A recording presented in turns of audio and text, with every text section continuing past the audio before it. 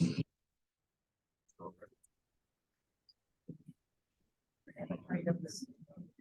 they don't have.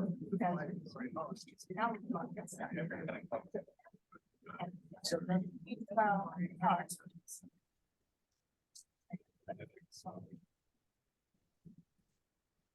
right behind us.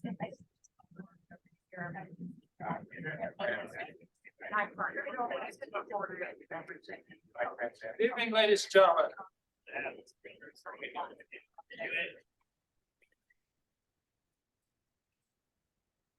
Good evening and welcome. I'm Tim Janacek, Chair of the Plan Commission. We are going to have a full meeting tonight, but primarily information being given at this. Before we get to that part of the program, however,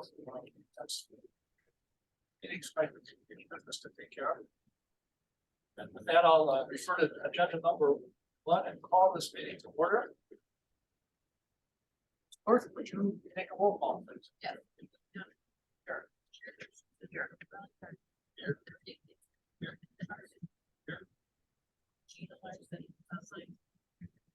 That's the department.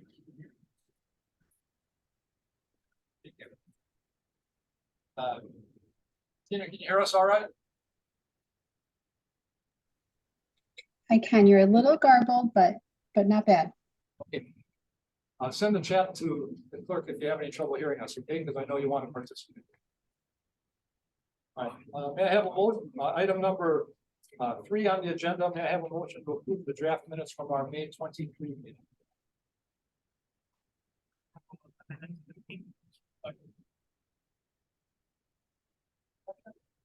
All in favor, say aye. Anyone opposed? That's our. I'd now like to turn this floor over to Brian Standing.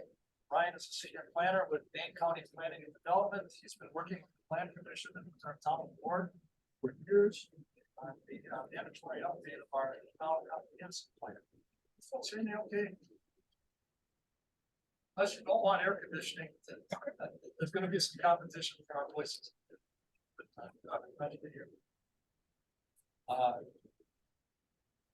At last month's Plan Commission meeting, Brian led a presentation where we discussed 2 other subjects regarding the town plan: the transfer of development rights, which is program that we're talking about implementing this year, and commercial development, which is kind of a perennial discussion. Tonight he will lead a presentation on another subject under discussion for the draft town plan, and that is considered or what we call density, the so-called legacy lots and proposed maps that will help us all understand where the property restrictions and rights lie in our township. Before I turn the program over to Brian for his presentation, I'd like to point out to you folks in our audience that you will be given time to ask some questions and offer some comments to help our speaker, help our plan commissioners, to help our clerk try to take track of what people say and to make sure that we understand what you're saying. Put your question or comment into writing at one of the forms provided over here on the side of the table. On the side table. If you have trouble finding exactly the right words that you want to use, or you're not quite ready to put that right again, just do your best to be specific when you do write it down, so that we can ensure we understand what you're asking and address your concern. I'm not going to provide everything. This is a informational meeting. Provide us with all of my information and knowledge. Plan Commission plan revision for years. We're getting to the point now where we're getting ready to vote. Our next meeting, Plan Commission, stage July 18, is when we will take a vote. So the Plan Commission recommendation of the town board. What we saying tonight is very important for the here. The actual vote by the town board will take place on after September 19th, September 19th, there will be another public hearing in which you'll be invited to speak and to be heard. That is a matter for the town board to conduct on Tuesday, September 19th. That's what we're all aiming for in this process. That day. So we're going to call upon Brian Standing now. Brian, I wonder if you would mind starting out something before. What is the town plan process about it? What are we doing here? So, State law requires that any community that's engaged in any kind of land use regulations, zoning, has to adopt what's called a comprehensive plan. And there's a definition of that in statutes. It's under chapter 66 of Wisconsin statute. And it defines what a comprehensive plan is, what the elements are, and talks about the process that a community needs to go through to adopt a comprehensive plan. That is a requirement for public input. It's to make sure that people have an opportunity to understand what the plan, the proposed plan to do. And there's a couple of options in front of the planning commission that they're still going to be looking at. And to include meaningful public input around the process. So those are requirements. So the state law also requires that any zoning decision or land division decision that the town planning commission, town board made, working with Dane County, joint zoning, that they have to use that plan as the basis for making the decision. So plan's really important about how zoning and land use changes in the town over time. The idea is that most of 20 years. That's the window that you're looking at.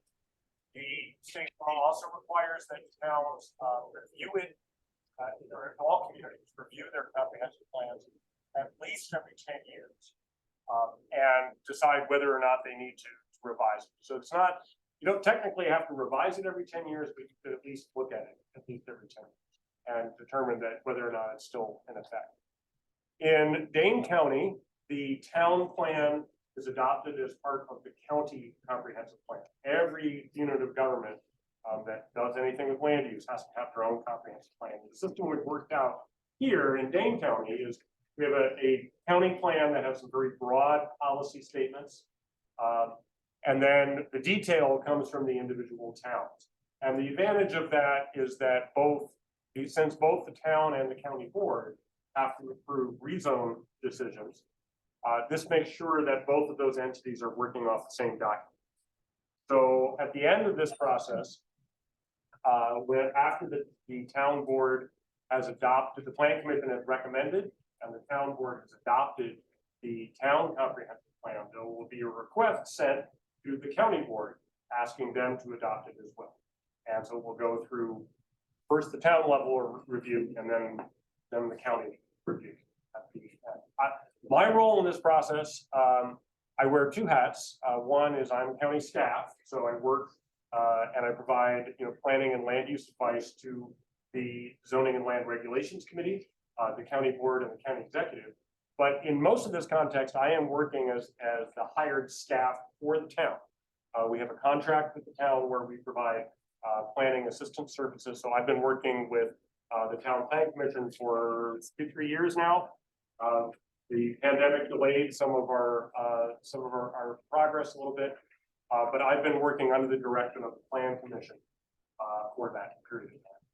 So I think that anything else that you wanted me to cover? I think I covered it pretty well. Please go ahead with your presentation. Sure. So let me start by giving you an introduction to sort of what the draft comprehensive plan looks like. Hopefully some of you got an opportunity to look at some of this online before tonight.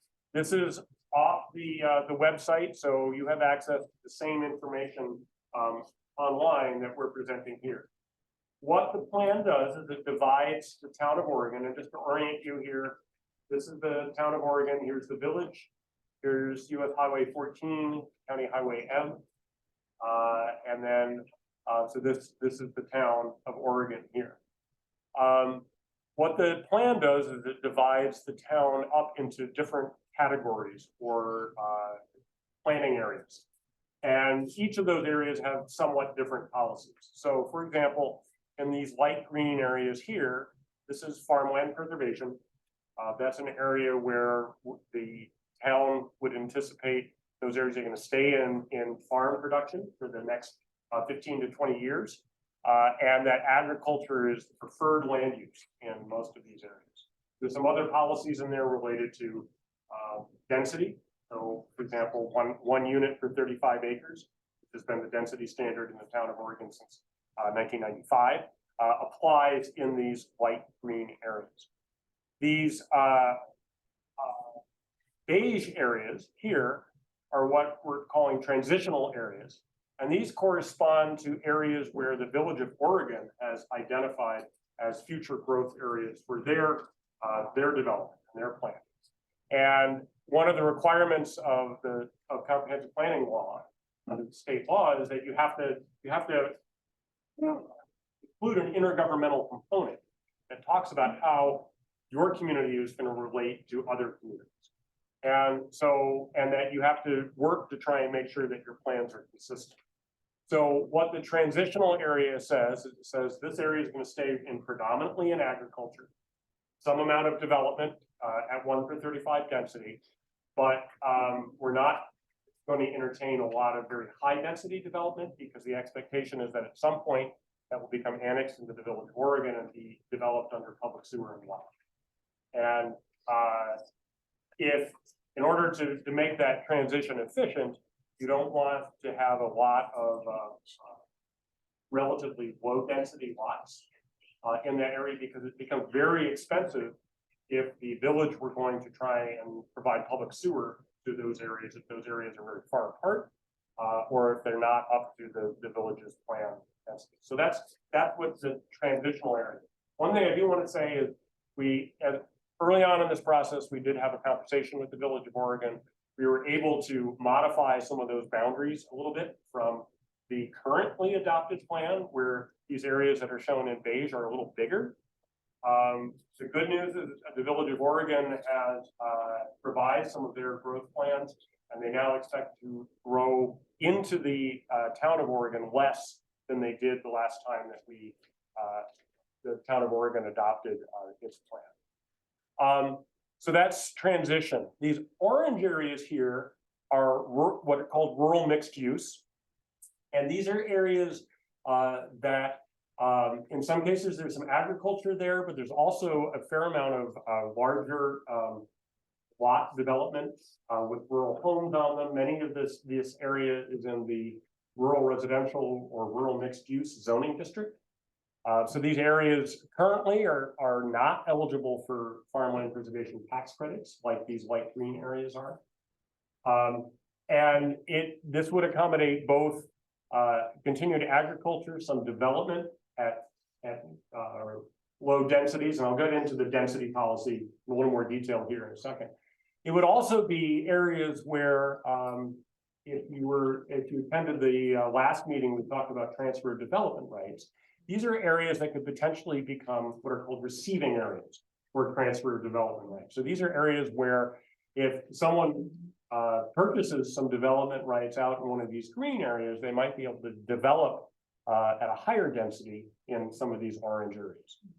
So those are some of the major differences between.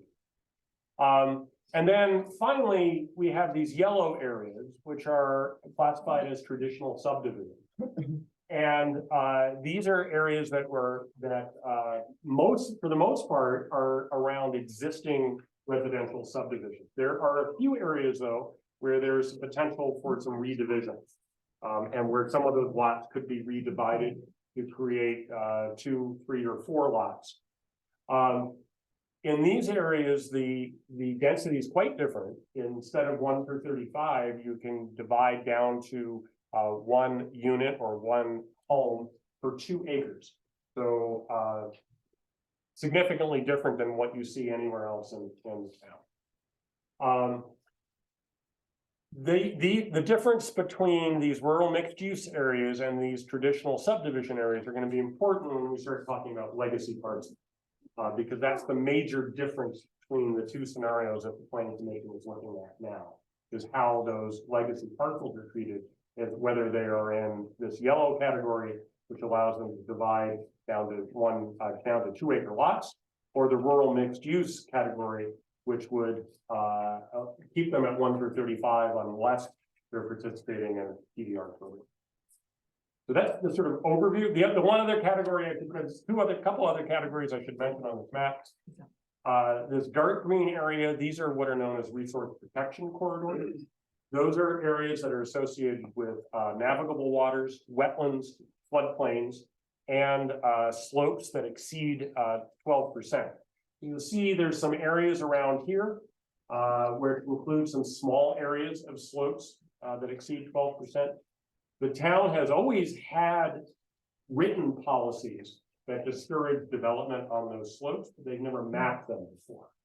So what we're trying to do here is to show people, if they're proposing to develop here, hey, you may need to get this checked out because you may, and be careful about how you draw your lot lines, where you put your homes and your driveways to try and avoid those areas. The other category here are the areas outlined in blue, and those quite simply are just lands that are owned by some public entities. So the DNR, U.S. Fish and Wildlife Service, Dane County, or the town of Oregon. And there are policies in the plan that would talk about how the town would interrelate with the state, county, or federal agencies that own those properties to make sure that they suit the interests. Any questions on those categories before we get into rural density policies and legacy parcels? Okay. So the other thing the next thing I want to talk about here are well, before we get into that, let's get into the rural density policy. Because I think that was also on our agenda, and I want to go through this in a little more detail, and then we'll get back to the legacy parcels. And let's see if I can.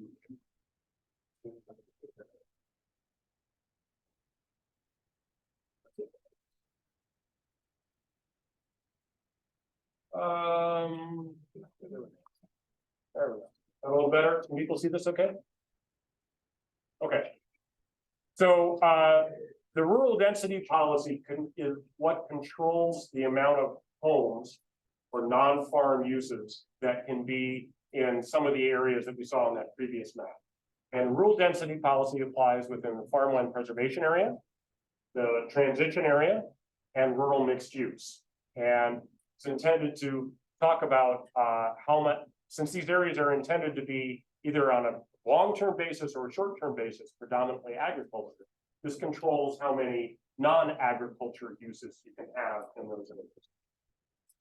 So the density policy goes back to a particular point in time, which is when the town of Oregon first adopted what was then called exclusive agricultural zoning. It's now called farmland preservation. And that date was December 15th, 1992.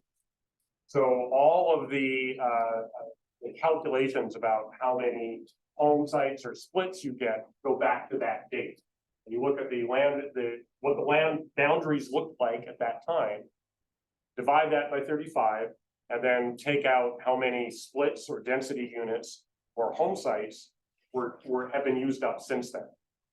And our office produces what we call density study reports on request for people who are interested in either owners of property who are interested in knowing what their development potential of their property is, or in some cases, potential buyers or real estate agents or appraisers who want to know what the value of the property is. And we will do a report that traces that history. We then share that with the town, when we send it out, make sure that our records and their records match up. And if there's any needs for correction, we work that out with the town, and then we make that document available so that people know exactly what they have or what they're thinking of buying. So the types of development that are limited this is land, any land rezoned to allow for new single-family non-farm residential development counts. If you're gonna do more than one unit, like a duplex or two-family, or theoretically a three-family or something like that, each dwelling unit counts as a home site.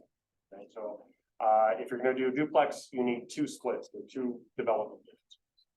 And then similarly, if you are, rezoning to allow, you've got a lot that's in, say, the RR4 district, let's say it's 6 acres, and you rezone it to RR2, that now means you can redivide it. So then that would also count as a split or as a unit.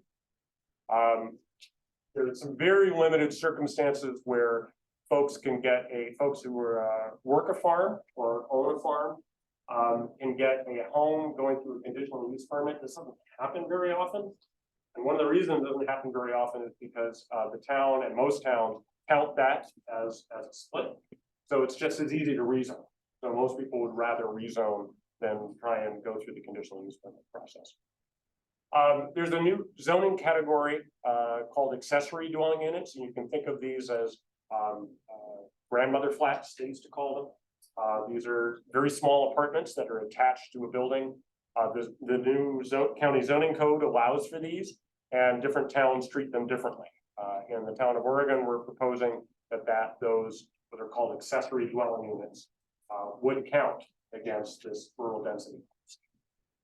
And then the commercial development categories, that varies depending on what planning area you're in. So in farmland preservation, for example, if you were rezoning to a commercial district, that would count. If you are in rural mixed use, it would not. Some charts that includes. So that's the density policy. Hopefully that's pretty familiar to most folks because most of this hasn't changed. Most of this is very similar to what the town currently has on the books as part of the comprehensive. There are some exemptions. So sales to public entities, so sale of land or easement. So if you sell land to the DNR or the U.S. Fish and Wildlife Service or Dane County Parks, that normally doesn't count, but there might be circumstances where it does, where the county or the DNR or Groundswell Conservancy is purchasing that with the specific intention of retiring one of those development rights. Obviously, there's going to be a difference in price and how those are sold. But if it's indicated in the terms of that deed, then we follow whatever the terms of the deed are. And then in some circumstances, you can also replace a residence. So if there's an existing residence there and you go through and it's destroyed and you need to replace it or it deteriorates, you go past the point of repair, there's an opportunity to do that without it costing you a development. Town does allow rounding up. Different towns do this differently. So if you take, for example, 90, if you do the math and it's something divided by 35 rounds up to 2.5 or more, and you round it up to 3.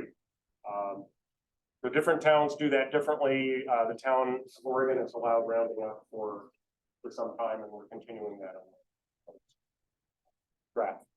The only other things that are really different here, I think, most of the rest of this is very, very similar to what the current language of the comprehensive plan reads. The only real differences that we're proposing here is those differences for commercial development between those different planning areas. And then the other major difference is going to be related to transfer of development. So if someone participates in TDR, then they might exceed that 1/35 as in those rural mixed use areas. Any questions on that before I go on? Like I said, not a lot changing here, so hopefully there's. Accessory dwelling units attached, does that mean literally attached? Yes, literally attached to the building. So the zoning code makes a distinction between attached and detached accessory dwelling units. They're both limited to 800 square feet and I think 2 bedrooms. The attached one has to be physically attached to the principal residence. That's allowed as a conditional use permit. in anywhere that you allow a single family residence. The detached ones are only allowed also with a conditional use permit in zoning districts that allow for duplex housing. So two family residential, EFR only. Answer your questions.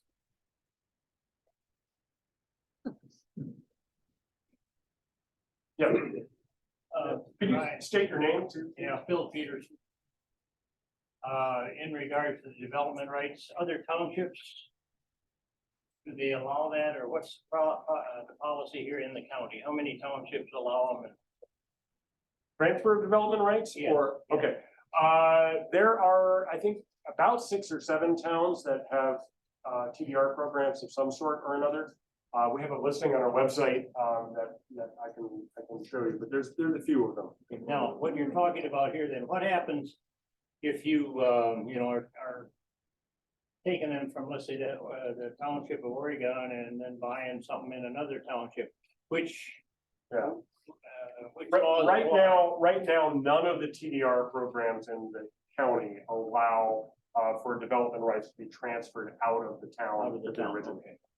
It's theoretically possible. It would require a lot of work between those two communities to make it work, but so far no one's done it. Anything else on the density policy? Okay. Let's get to the next topic, which is legacy parcels. And what I want to point out here is that you've got a number of parcels here that are highlighted in pink.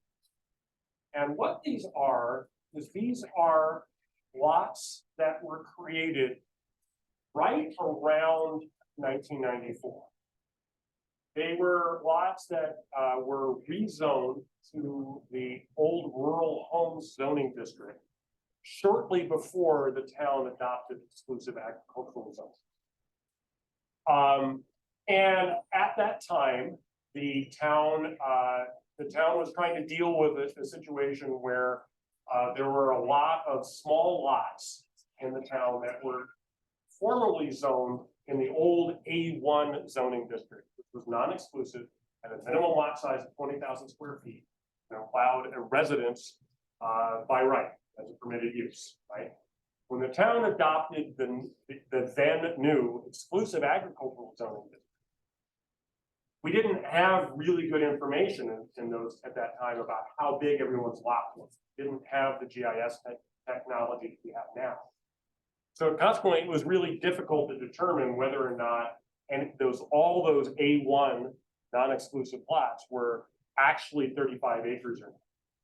So there's, as part of that process, so what the town did, and this is common among most of the towns in Dane County, that they wrote an exception into the policies, the density policies at the time, that said, okay, look, if you can show to us that your lot was legally created and is smaller than 35 acres before we adopted this new exclusive agricultural zoning district, will allow you to use it as a building site. That was also written into the county zoning. So what happened, and this part we don't really know because none of us here were involved in that discussion back in 1994 and 1995. Certainly before my time, you know, there may be a couple people here who and it certainly if I say anything that isn't true, please let me know. But what we think started to happen is that these people who said, well, wait a minute, I just rezoned a rural homes district and I've got an 8 or a 10 or a 12 acre lot. I'm not going to be able to redivide because I don't meet this test, right? I'm not a non-conforming A1 exclusive parcel, right? Which is what, say, a 12 acre parcel that was in that old A1 district became after the new zoning district went into effect. Special category called a legal non-conforming A1X parcel. Okay? So some of these folks who were in our age said, well, wait a minute, if those folks can divide, why can't I? And I think as part of that discussion, there was some discussion about in front of the plan commission and the town board at the time about including a similar kind of exemption for some of these lots. Now, as I say, some of this is a little guesswork. So again, correct me if this is not accurate. That discussion, though, there were various versions of the town land use plan and then the town comprehensive plan over the years. In some versions, there was some attempt to try and allow these lots to redivide, and in other versions, there were not. And in at least one version, there was some language that someone thought would allow them to divide, but when you read the language, it doesn't actually say that. And that was the version of the town plan that was, I think, around 2012 is when we saw that language. So, as a result, there has been this controversy for a number of years, basically since 1994, about what to do with these lots. Should they be allowed to redivide or should they not? And the town plan has said one or other of those things at different times during its history. So, but we know where they are, and so that's what these pink lines represent. Those are those parcels. Now, when we started putting this plan together, this issue came up again. And on top of that, the town board and the town plan commission also started having a conversation about how much new development does the town need or want. Some of that has to do with machinations that have to do with how the property tax levies can be increased. And there's been some discussion about whether or not putting more development potential in the plan would allow for new construction that would allow property tax levy to go up. Some of it has to do with, there's a lot of discussion about sort of rural character, which ranked very highly among the surveys that we did of residents where people were very supportive of trying to maintain rural character. And then when we look at things like population projections and growth projections, we see that under either of these scenarios, the town has adequate potential allow for based on what the projections are. So, in the context of all that, what the Plan Commission said is let's put two scenarios out there and get public input. And so what you're seeing here is scenario one. And so if you look, you see that some of these, what we're calling legacy parcels, which were those parcels that were in that RH zone for 1994, that some of these parcels were classifying as traditional subdivision, right? And that these correspond to the areas that are classified as traditional subdivision under the current plan. So scenario one is basically a status quo scenario. It's not changing the land use map for the town in any significant way. So these lots here that are in yellow, if they're over 4 acres in size, could theoretically redivide. Someone could redivide them, do a CSM, rezone them perhaps, and then create 2 lots. Yes, you have a question. Can you say your name? Ron Hinkie. Go my address. 5545 County Road 8. You probably answered this question before, but maybe in another way. It sounds like legacy sites are those that used to be zoned as RH prior to 1994. And embedded in that, for some reason, it was decided that it was a traditional subdivision or could be divided up into smaller pieces. How is that determined that you're going to have a higher? So like why, let's take this lot, for example, which let's just assume is a little over, is over 4 acres. Right? Why was that colored yellow rather than colored something else in the previous plan? I guess it kind of goes back to why it was RH to begin with, because it sounds like the description of RH allowed division of the property. It has to do with the minimum lot size, right? So in the RH districts, the minimum lot sizes ranged from 2 to 16 acres, right? So in order to redivide that, you would have to rezone because you can't create a lot that's smaller than the minimum lot size, right? The current zoning district, most of these areas are now, in the rural residential district, which has similar minimum lot size. As opposed to say the FP 35 district, which has a minimum lot size of 35. So the density policies and the minimum lot sizes of the zoning districts work together. So if you're developing in this green area, you're gonna need to rezone. And as part of that rezone, you're gonna need to look at the plan, and the plan is gonna say how many times you can do that. Why, and then, you know, the areas that were originally identified as traditional subdivision, I think a lot of this goes back to, you know, the 1994 plan. Had to do with sort of how they were created, right? They were created, many of these were created by subdivision plat. Now, some of them are, you know, like some of these lots are, you know, 2 acres, and they were created by a plat, and they're not gonna be able to be divided, right? Because they're not over 40. Some of them, though, were a little larger, and why, you know, why they were in the zoning district that they were at the time probably has to do with the landowner choice. They made an application before 1994 and got, and in some cases it may have been in order to try and identify areas that were eligible for tax credit. There were some town rezones where they rezoned things out to make sure that they weren't in the farmland preservation area, because they wanted to make sure that they had those areas were predominantly in agriculture. I can't help but keep on coming back to my property, which at the time of purchase, you know, it was a 26 acre and a 17 acre. Neither one of them, and this is prior to 94, neither one of them was designated as an RH for some reason. Consequently, this vision, opportunity, option, or whatever, didn't exist at that time for some reason. And I think it's like, why wasn't it an RH? Why wasn't it deemed as I think it was an A? I can't even remember what the zoning was at that time, but I know it wasn't RH. And so why is that? I don't know. Which makes me think there's probably a lot of other places that are similar in nature. I think we sent out postcards and people had the opportunity to request the way they wanted their property to be. This is prior to 94, classified, yeah. And I think that had a lot to do with it. so it's the flip of the coin. Well, it depended on what the property owner wanted. Yeah, So he had several options, and that's. And if you wanted, well, I think the town was gonna put one type of zoning through, and if you didn't want that and you qualified for something else, you had the opportunity to come in and get, and request to get that changed. In most cases, it did get changed. That's the way I remember it anyway.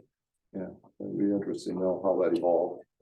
Well, It's a long time ago, but Time machine. it's a long time ago, but it's having an effect in current day as a result of decisions that were made many years ago. And can have big financial differences, so we can't flip it away and ignore it either. So I'm Diana. How do you find out what your house was zoned in 1994? Where is that information? I mean, we would have records of that in the county zoning office. So contact you or? Yeah, you can do that. It may take me a while, Okay. because a lot of those are paper records. And so in some cases it may require going back, you know, digging through them. So, They're probably on the deed, maybe? doubtful. No, Yeah, not the kind of thing that would typically be on a deed. your mortgage. No, it would be on the zoning maps. which Can you is- find it on Access Bank? Not the previous zoning, no, only the current zone. So, Yeah, in most cases, you know, so the default zoning at the time was A1 non-exclusive. That was what most of the town was zoned prior to 1994. And as I mentioned, it's a very different zoning district than what the A1 exclusive zoning was, because it was basically a residential district that also allowed agricultural use. And the minimum lot size was 20,000 square feet, so it wasn't really an agricultural district at all. It was really, you know, as I said, a residential district that allows for some agricultural use. So that was the default for most of the town. Now, there were some areas that were, you know, as we've identified here, that were zoned something else as of 1994, and in many cases rural homes. Why individuals, you know, chose to be in rural RH at that time, I don't know. I can't answer that question. Yes. What is that farm usage come Say your in? name, please. The farm usage, Ray. Ray. Ray Herfel, Okay, Ray. living 1118 County Road D. What did that farm usage come in? I remember I was paying big money for just an empty lot, and they said, oh, you got 4 lots on there. I said, oh, that's why. So I said, well, I guess I'll build a house. They said, oh, we made a mistake, you only got 1. If you're talking about tax parcels, Pardon me? are you talking about tax parcels? So when you get your tax bill, there's a number of numbers listed? Yeah, well, it's a separate lot from my farm, yeah, but Okay. I don't know the answer to that, but I can try and find out for you, outside of this meeting. well, after that, I think it was, I'm paying like $2,000. Then next year I thought they must have made a mistake. It was only $50. Yeah, so there's something called- They gotta be a mistake. State law changed, I'm gonna say around 2000, I'm not sure exactly when it was, but it's around then where they enacted something called use value assessment. And where you, instead of being assessed on the highest and best possible use of your property, you were assessed under the current agricultural use of your property. Yeah. And that could have been part of that change. So that would be.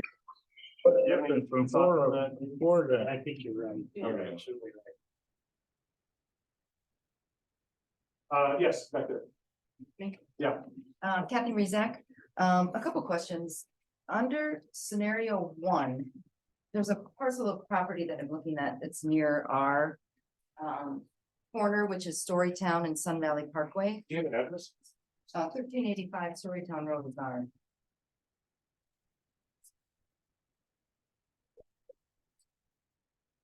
Number 385, Dory.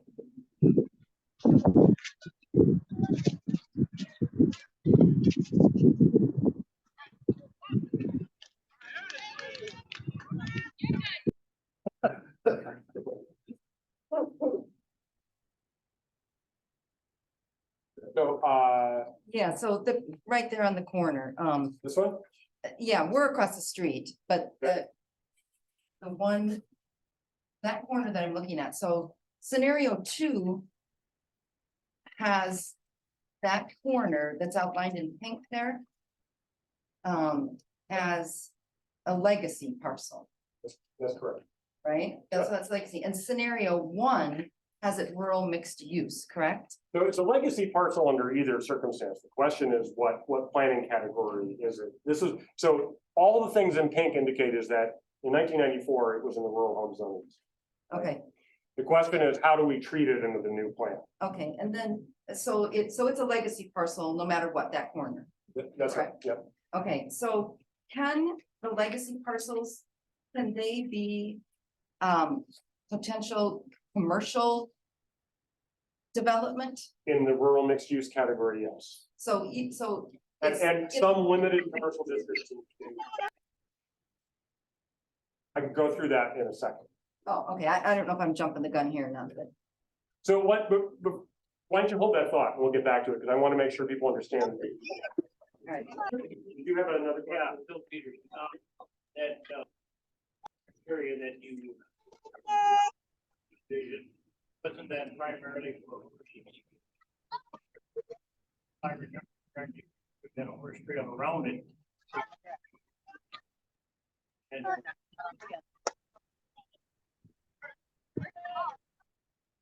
it's marketed. And we're all.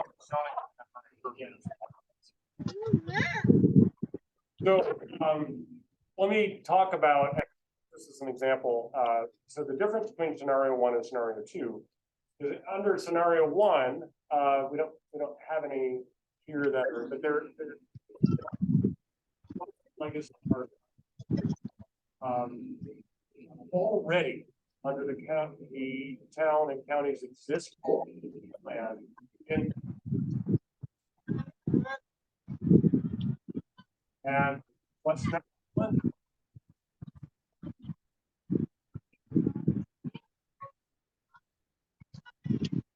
Some of these.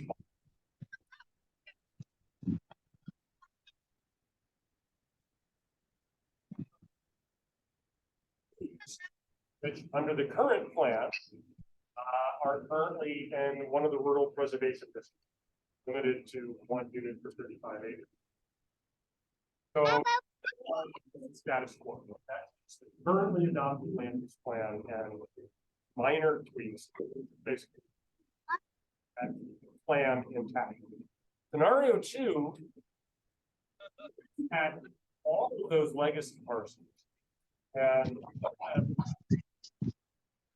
we're thinking that they can divide down bigger ones.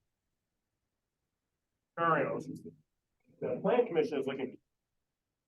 Not made a decision yet as to which one is part of what this process is about. Trying to get that. Yellow. Orange. Yeah, that's probably, I think that's a mapping error, so we'll fix that. But you're right, they can't be both. They have to be one of them.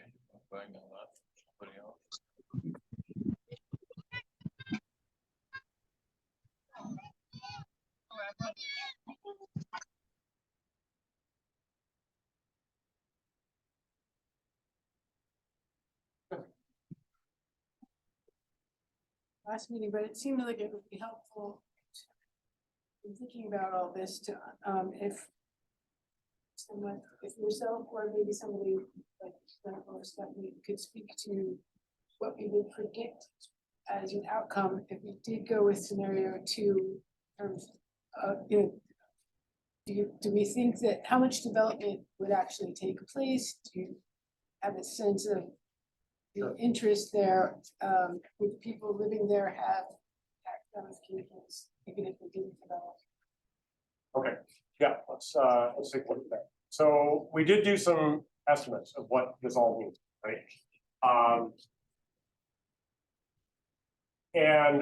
So these are basically looking at what's the maximum amount of development the plan would allow.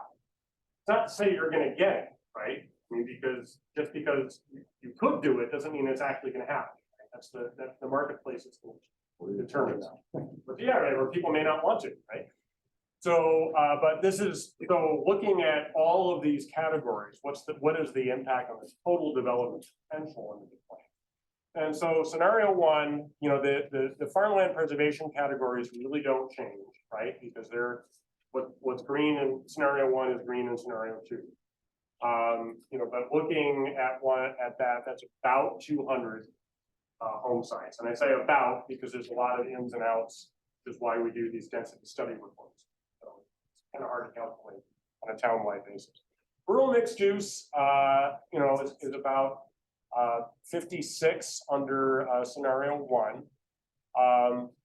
It's roughly the same under scenario 2. Traditional subdivision, though, remember, we're taking some of those rural mixed use categories and putting them in that yellow traditional subdivision, which allows for more development. That's where you see the jump, right? So instead of 44, we're looking about 149 potential.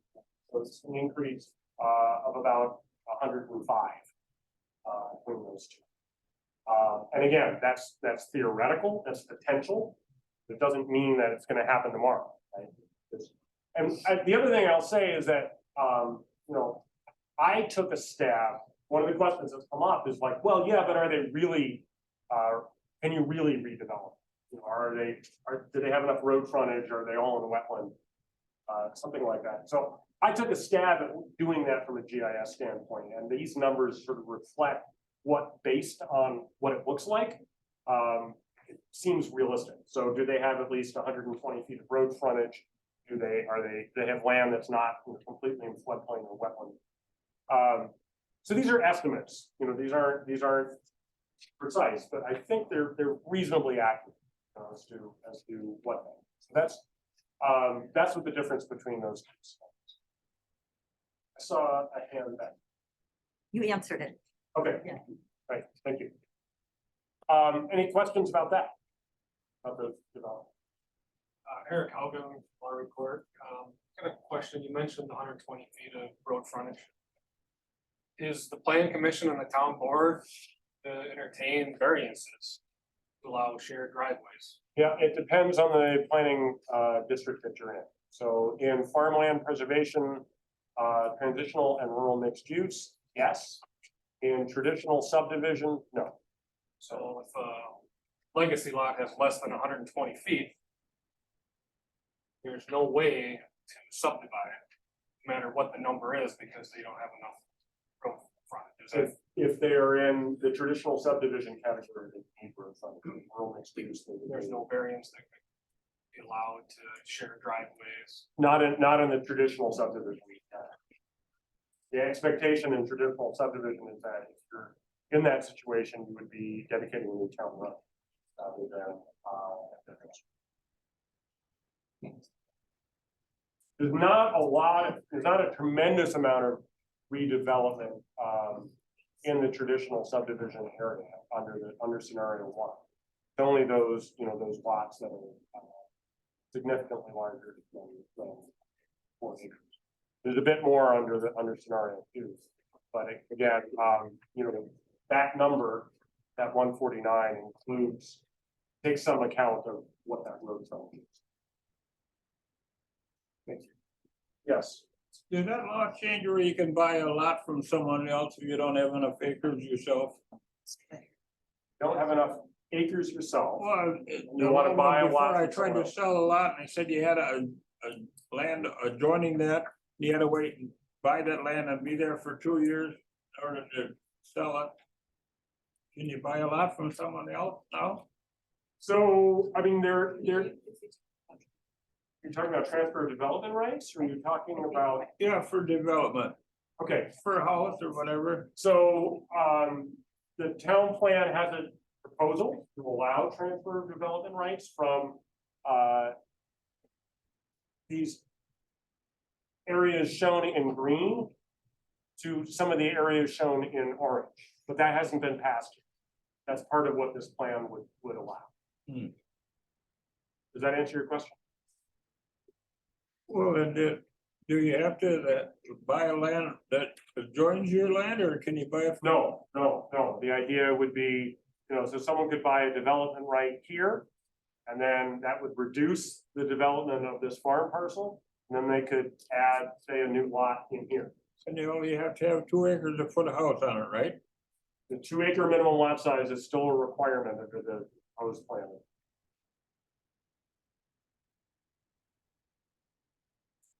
Yes. Yes, my name is Ruth McNair and I'm following up on the prior question about shared driveways. I just want to make sure I understand. So if someone has a legacy parcel and it shows up in the orange rural mixed, they could potentially do a shared driveway, is that correct? Correct. Okay.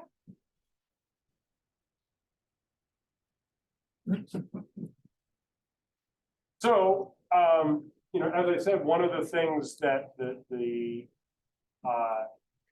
town is looking for is some input and feedback as to what residents prefer. Do they prefer scenario one or scenario two?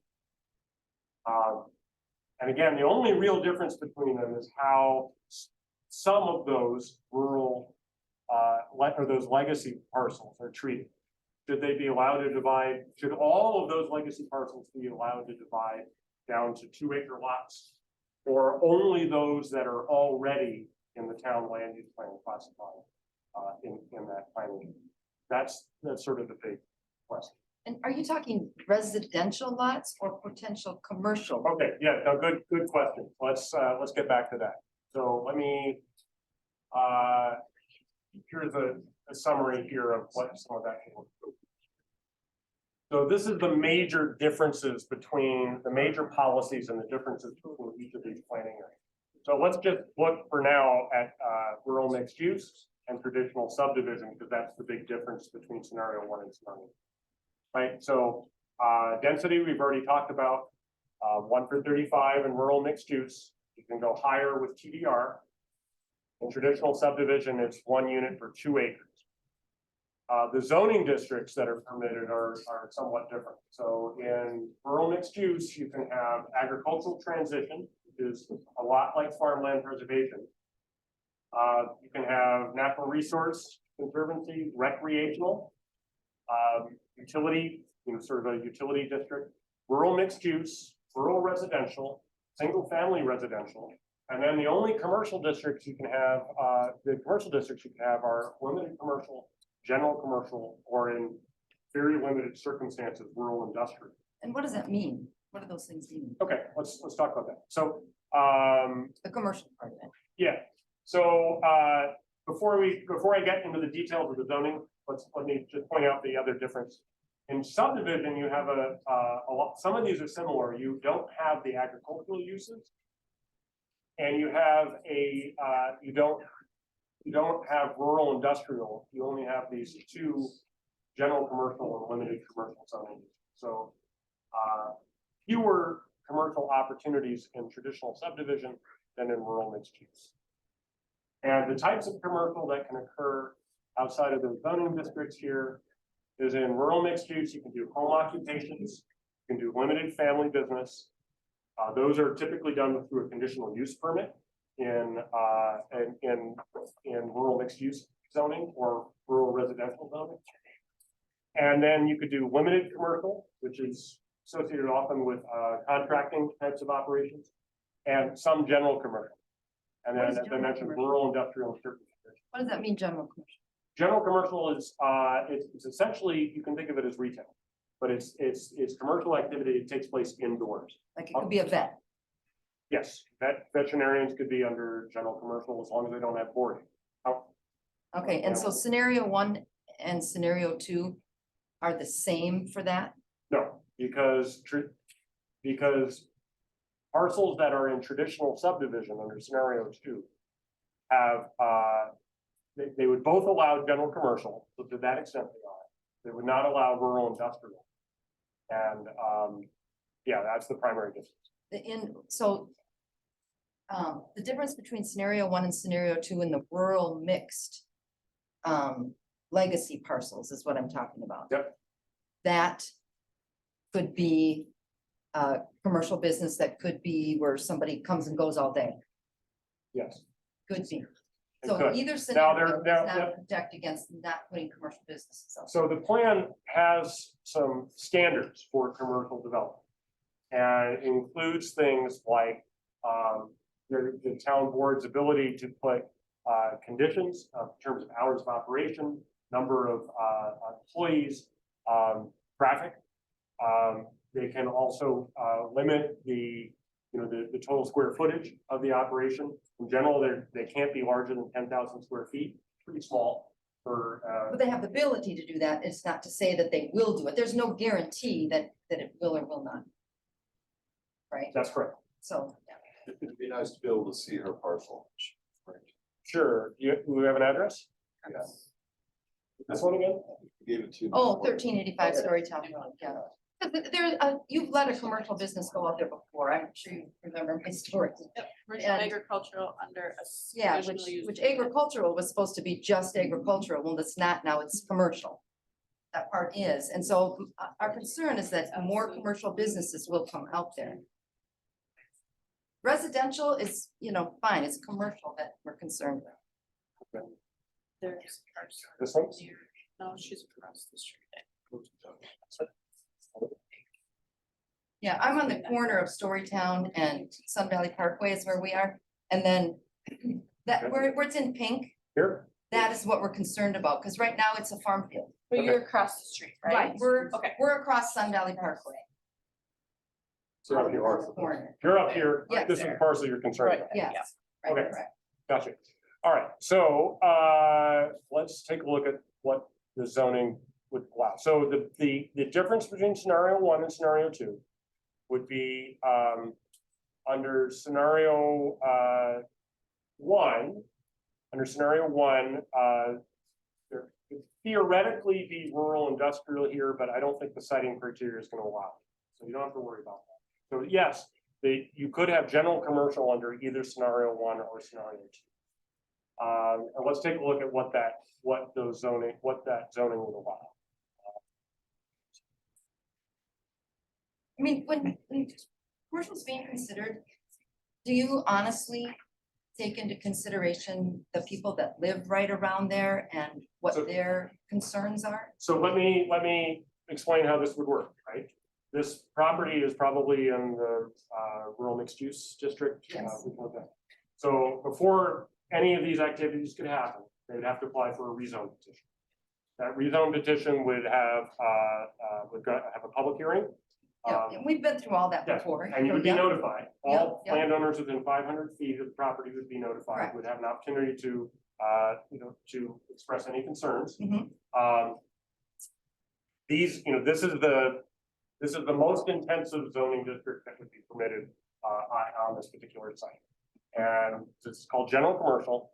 The permitted uses, would include these, contractor landscaping or building trade operations, daycare centers, government, institutional, religious, or nonprofit community uses, light industrial occurring inside, office uses, in restaurant, for example, indoor sales, retail, indoor storage, repair, personal or professional service offices, some things that are required by law, bed and breakfast types of operations, veterinary clinics, and then agricultural uses. There's a number of conditional uses, which again would have to go through another public hearing and review process, and can only be allowed if there are conditions in it that allow it, that make sure that the use do not significantly impair adjoining landowners' ability to use their property. So, airports, cemeteries, motels or hotels, outdoor activities by contractor operations, communication towers, drive-in establishments, marinas, outdoor active recreation, so like a volleyball court or something like that. So these are ones that would go through an additional level of review. And then the other factor that comes into play here has to do with the provisions for commercial development in the comprehensive plan itself. Let's see, we put that in. Yeah, here we go. So these are all requirements for any commercial use, whether it's a conditional use or a rezone. This is under the proposed plan. It has to be services for local residents. Applicant has to request a specific use. So when you look at all those permitted uses in the general commercial district, they would have to pick one of those. The town can require a condition that only allows that specific use. And there has to be a site plan that shows the boundaries of that use, as well as things, other things like vegetative buffers, etc. They can set limits on the number of employees, hours of operation, number or size of buildings, types of products or services, as needed to meet the goals and objectives of the comprehensive plan. Limited to that portion of the land necessary for the proposed use. So if you have a 10-acre lot and someone's proposing a commercial use in a small corner of a building, the zoning should be limited to that portion. And like, we've been to all these, like it happened out on our corner, by our corner. Mhm. And so we've been to all the meetings and we went through all of that. And so I understand all of that. Okay, what's different is that this language is now written into the comprehensive plan. And there's a statutory requirement that any zoning change has to be consistent with these policies. So, I think. you can't ignore them willy-nilly. Yeah, You can't legally ignore them. right. That's different because the current plan does not include this level of detail about commercial development. And it does not include the very specific tools that the town can use to try and limit those impacts. Or describe, the proposed plan, I feel, does a better job of describing what those impacts are, so that if these conditions are not going to ameliorate those impacts, then the appropriate course for the town would be to deny that request. But this level of commercial development under both scenarios is relatively new, correct? general commercial, well. Trying to think how do we? I think this has been a question in the current plan, because I think it's one of those things that hasn't been very clearly spelled out.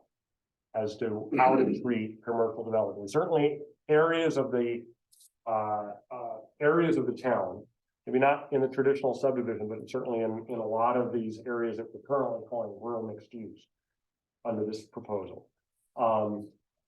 Where commercial development is allowed by the language of the plan, and there's not a lot of this kind of guidance about what to do. And what kinds of tools to use to limit those impacts that commercial development is proposed. So, I know, for example, that commercial development does not count against the town's current rural density policy. So there's that's one less condition on that type of development than residential. So does it appear that under scenario 2, in her property, there's a possibility of having multiple businesses?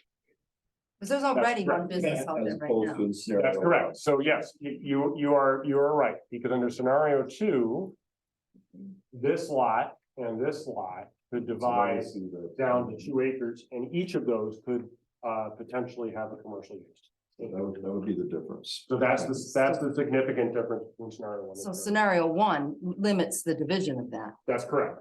But there could still be 2 commercial developments. Yeah, there could be a commercial operation here and a commercial operation after going through rezone and public hearing and notice to land. But that all happened before, like it went through rezone, it went through public hearing, and there were limitations put on it. So all of that stuff that you said, it all happened, and there were limited numbers of hours and employees and screening put up, all that And was the case. Were those violated? No, Okay, no, they were not. I was opposed to the whole thing to begin with. I see. Because I'm afraid that it's setting a precedence that more commercial businesses, shouldn't there be like an industrial park or something that where businesses could? Well, go I mean, to? that. We talked about that in plan commission, and the previous plan had, in current plan, has, what they describe as nodes, where there are little dots here and there that are indicated as possible commercial areas. Problem with that is that it doesn't give you a lot of good indication as to, because it doesn't correspond to any parcel lines, it doesn't correspond to ownership. So when someone comes in, imagine there's a dot here at this intersection, and someone comes in and says, I want to rezone to commercial district. With the current plan, we can't tell them whether or not they qualify or not. Right? So there was some discussion on the plan commission about, do we want to establish commercial nodes? Do we want to identify areas where we're going to allow commercial development? And the general consensus from the plan commission meeting was, let's write up some really good criteria first. Maybe limit the density in some areas, and see what kinds of proposals we get. Rather than trying to dictate to sort of the market, here's where all the commercial development can be. And the general feeling was that if we can abide by these policies and use those to minimize those impacts, that it should be okay to do that anywhere in these areas that you either are or don't. So that was the discussion that happened. May have been a previous membership of this plan commission, because there's been some turnover here. But that was how that discussion. Can you look, I just wanted to point out 5871 County Highway D. Okay. What the plan commission did look at was what already has commercial zoning, but might not be using it as commercial. And they were allowed the choice to continue to keep that commercial zoning. So 5871 County Highway D is a limited commercial zone property currently. So that's here, is that right? Yeah, off of the 5871 has a building. It's not being used as commercial, but it's zoned as LC. Currently. That front square, This one? That one? nope. To the right, the smaller one, yeah, This one here? Here. yeah, Yeah. right there, yeah. Oh, that's currently a commercially zoned property. That one little parcel is. Yeah, there's a building on it right now. It's not being used as commercial, but potentially they would have that zone. Well, the area that I'm talking about was farmland that is in the green farmland preservation area, but it was rezoned for commercial, and now there's a commercial business on there. Is that the one we were looking at before? It's right at that big curve. On Conroe, yeah, it's right there to the right, upper right. Yeah, yeah, right in there. Yeah, That just one's- over a little bit, yeah. Or that's I think it's the that one. landscaping. Yeah, it's the landscaping business, Yeah. yeah. that's what it is.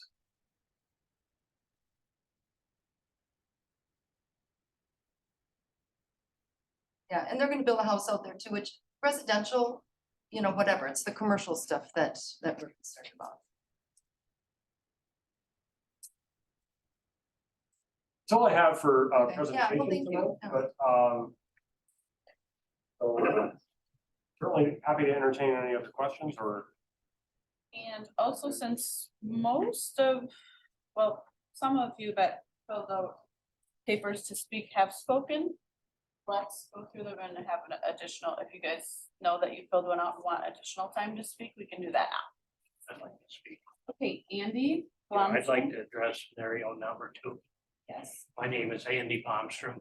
Andy, pardon? 5829. Andy, would you mind standing up? I'm having trouble because of the air conditioning. I'll try to talk as loud as I And can. you're a very youthful 55, so just, if you could stand up. My name is Andy Blomstrom, 5829 Madison Circle. I was on the planning commission prior to 94 when we adopted the first plan. And I was on the planning commission up till last fall when I resigned because I wasn't gonna be here last month. And I want to address scenario number 2. Back in 94, we had numerous meetings, we called it numerous experts. And the consensus of the opinion then was, there's a water recharge area that runs through the middle of our township. And that's where all our water is recharged from that area. And most of these numbers that I see on here are the 1s and 2s are in the water recharge area. And at that time, the experts recommended that we limit the lot size to, I can't remember, 6 or 7 acres because of the water recharge. And so that would decrease the density of the houses. Now we're increasing the density. And we're also increasing the possibility of contaminating our water. And I think, and along the line, somewhere along the lines, people decided that it was unfair that some people can only have to have 6-acre lots, some people have to have 2-acre lots. So they changed it so everybody only had to have a 2-acre lot. And now we're talking about dividing down, you know, some of these subdivisions in this water recharge area. I think it's a bad idea.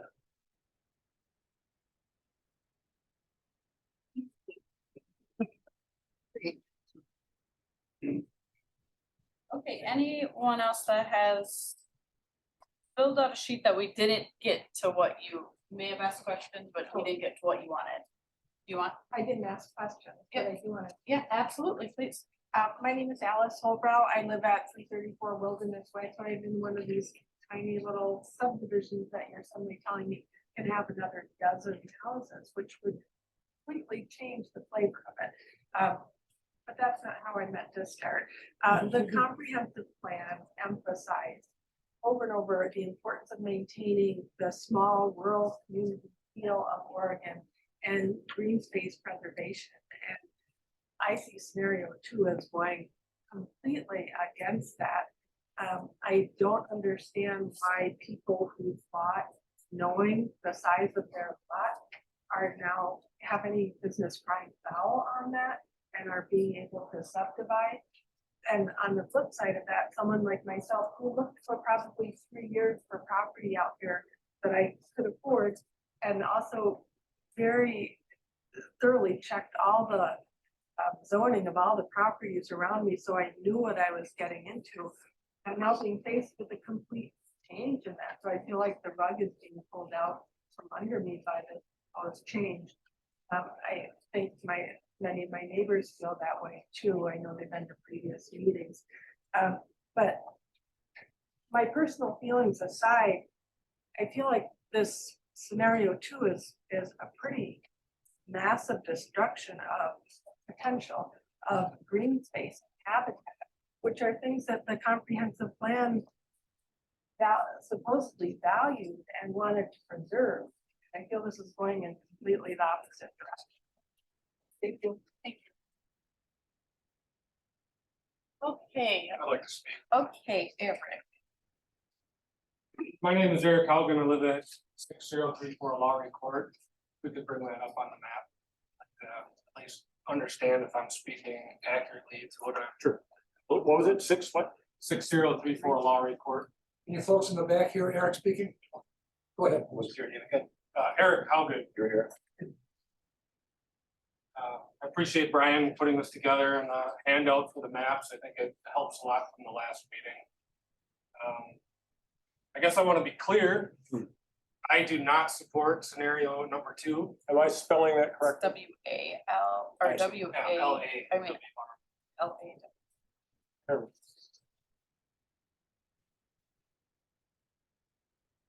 There's a little circle. And under scenario 2. That's scenario 2.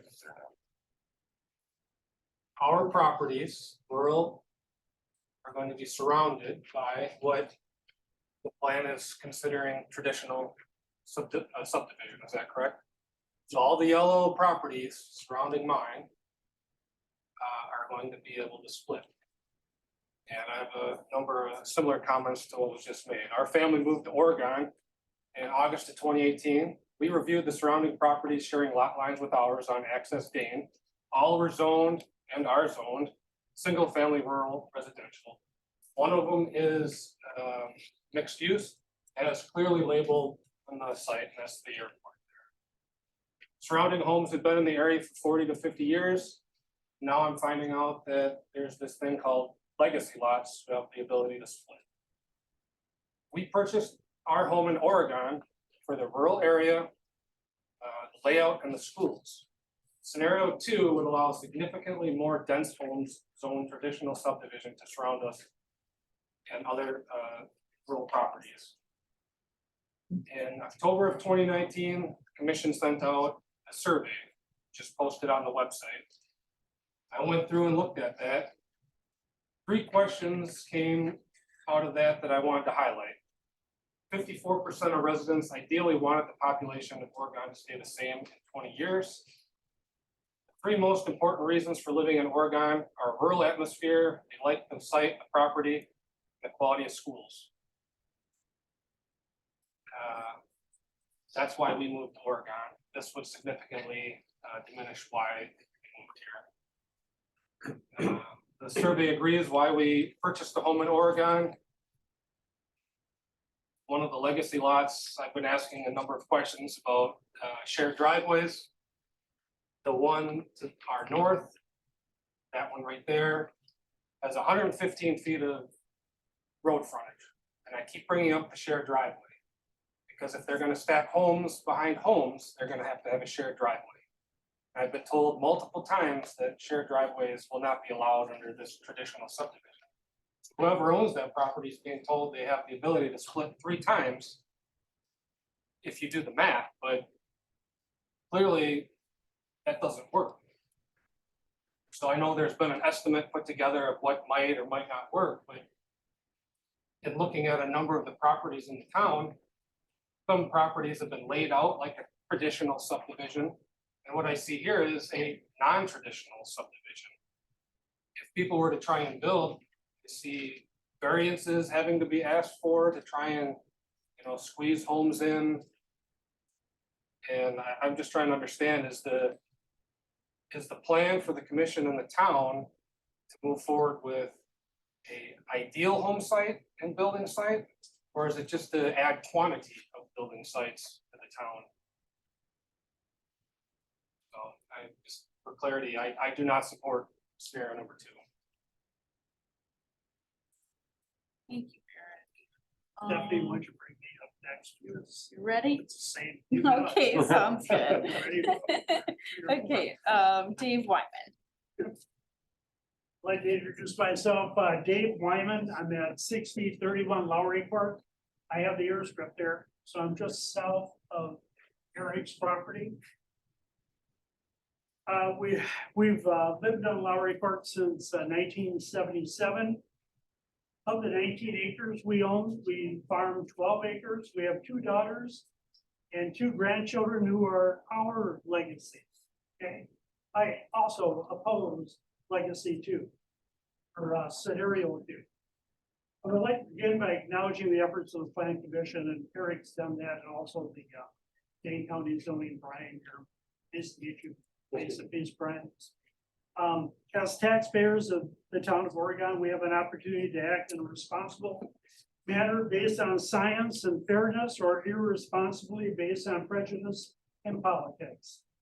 All of us in this room tonight will likely not be around 20 or 30 years from now, but future generations will, and they will be the ones who will benefit or suffer from the consequences of what decisions we make this year. According to Brian Standing, the lead planner at Dane County Planning and Development for the proposed changes to Oregon's comprehensive plan, quote unquote, the draft plan refers to legacy partials. These are properties that were in the county's old rural homes zoning district, and this is what he said tonight as well. At the time the town adopted its first land use plan in 1994. Previous versions of the town plan allowed such legacy parcels to redivide, but this language was not included in the most current version of the town plan adopted in 2009. The draft Town of Oregon Comprehensive Plan shows 2 development scenarios. Brian pointed those out. Scenario 1, only those legacy parcels that are already in the traditional subdivision planning category under the current plan would be allowed to redivide. Scenario 2, all legacy parcels would be allowed to redivide. Regardless of their size, suitability for redividing, and their impact on neighboring property owners aesthetically and property value wise. Legacy parcels would likely be worth much more money than parcels not qualified as legacy parcels. If siting and other criteria can be met, this is a quote from Brian, the previous was my words, but if siting and other criteria can be met, any of the legacy parcels could be redivided into 2-acre lots. Some of the town boards suggested that allowing for more development in the comprehensive plan would ultimately allow the town to realize more revenue.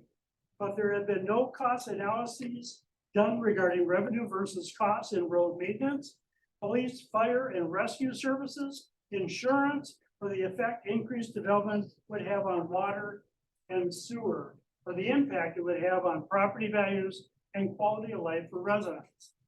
Nor has anyone on the Plan Commission or from Dane County Planning and Development conducted a field visit of each property that would be allowed to redivide under the proposed plan. The additional township revenue in the form of property taxes would offset additional costs and services.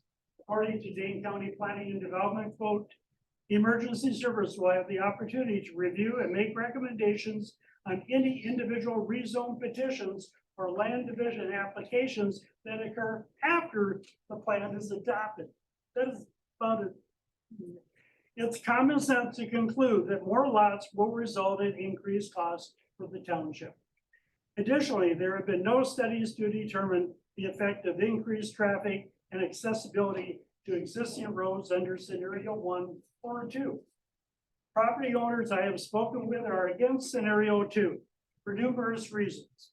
1, it would be a blanket approval of partials to redivide based on their zoning classifications 29 years old without consideration of their suitability for redividing, its impact on neighboring property values, and its impact on the rural character of the township. For instance, property which would qualify under scenario 2 in and around Lowry Court and Timbery Road, the area you're looking at, Eric's in my property, where I live and Eric lives, would require shared driveways. And are located on a busy roadway, which is Timbery Road, consists of less acreage than neighboring property owners, 9 versus 19. I have 19. One of the potential legacy parcels is 9 acres. I have 19, and I could reduce the values of neighboring property. Now, what makes my land any less suitable for development than my neighbors who claim legacy lot status? Zoning has changed since 1998 and 2009. What might have been zone RH prior to 1998 is now zone RR plus a numeral, such as RR2, RR4, RR8. My 19 acres was originally zoned A1 exclusive, then without my knowledge was rezoned A2 in 2009, and again in 2019 to RM16. The point is, regardless of how property was or is currently zoned, future development should be based on the compatibility of property to existing homes and property usage. How will such redivides and development affect the aesthetics, quality of life, and safety of existing homeowners? Okay, the original and current proponents of scenario 2 include a select group of people whose properties would qualify as legacy parcels, while excluding others. Scenario 2 would increase the property values for these owners and could decrease the property values for neighbors with no basis other than a zoning classification that existed 29 years ago. What types of parcels are we talking about to redivide? Are we talking about woods, farmland, or wetlands? And what is the minimum and maximum size of these parcels before they are redivided? Does the landowner have the right to have their property rezoned so they qualify under scenario 1 or 2 before or after their passage? And the last item, at the time in 1994, when the town board first recommended the legacy partial plan, communication by the town board was poor, and very few property owners were aware that such a plan even existed. These postcards don't cut it. I'm sorry. We need informative, detailed letters in plain language. There, and the gentleman down here, he probably got the postcard, but what's this? And probably let it go, as I probably did, if I got one. Therefore, input was insufficient. Communication from the town board on issues such as this is essential, and we need to strive to do a better job.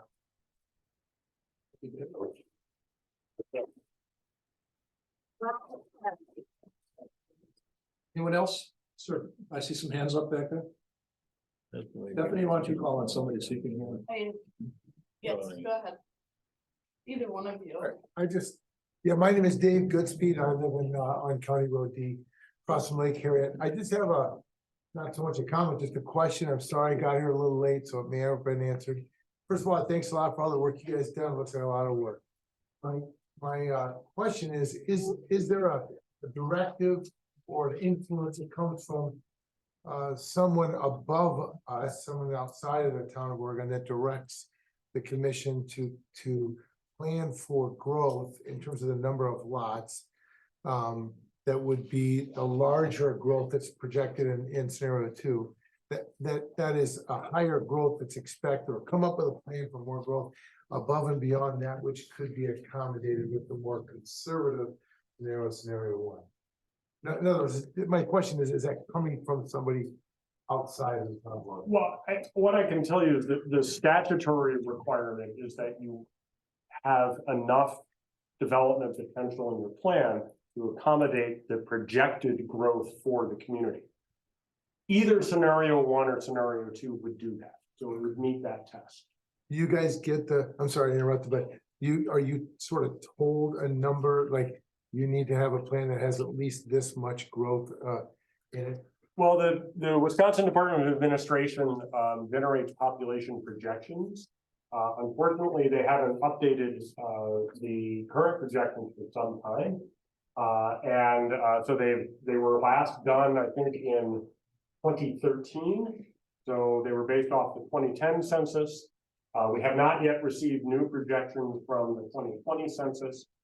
In producing this plan, I did my best to try and look at those projections and compare them to the 2020 census and come up with what seemed to be a reasonable projection based on that. I can tell you that in previous projections, the town of Oregon has fallen lower than what those population projections were in the past.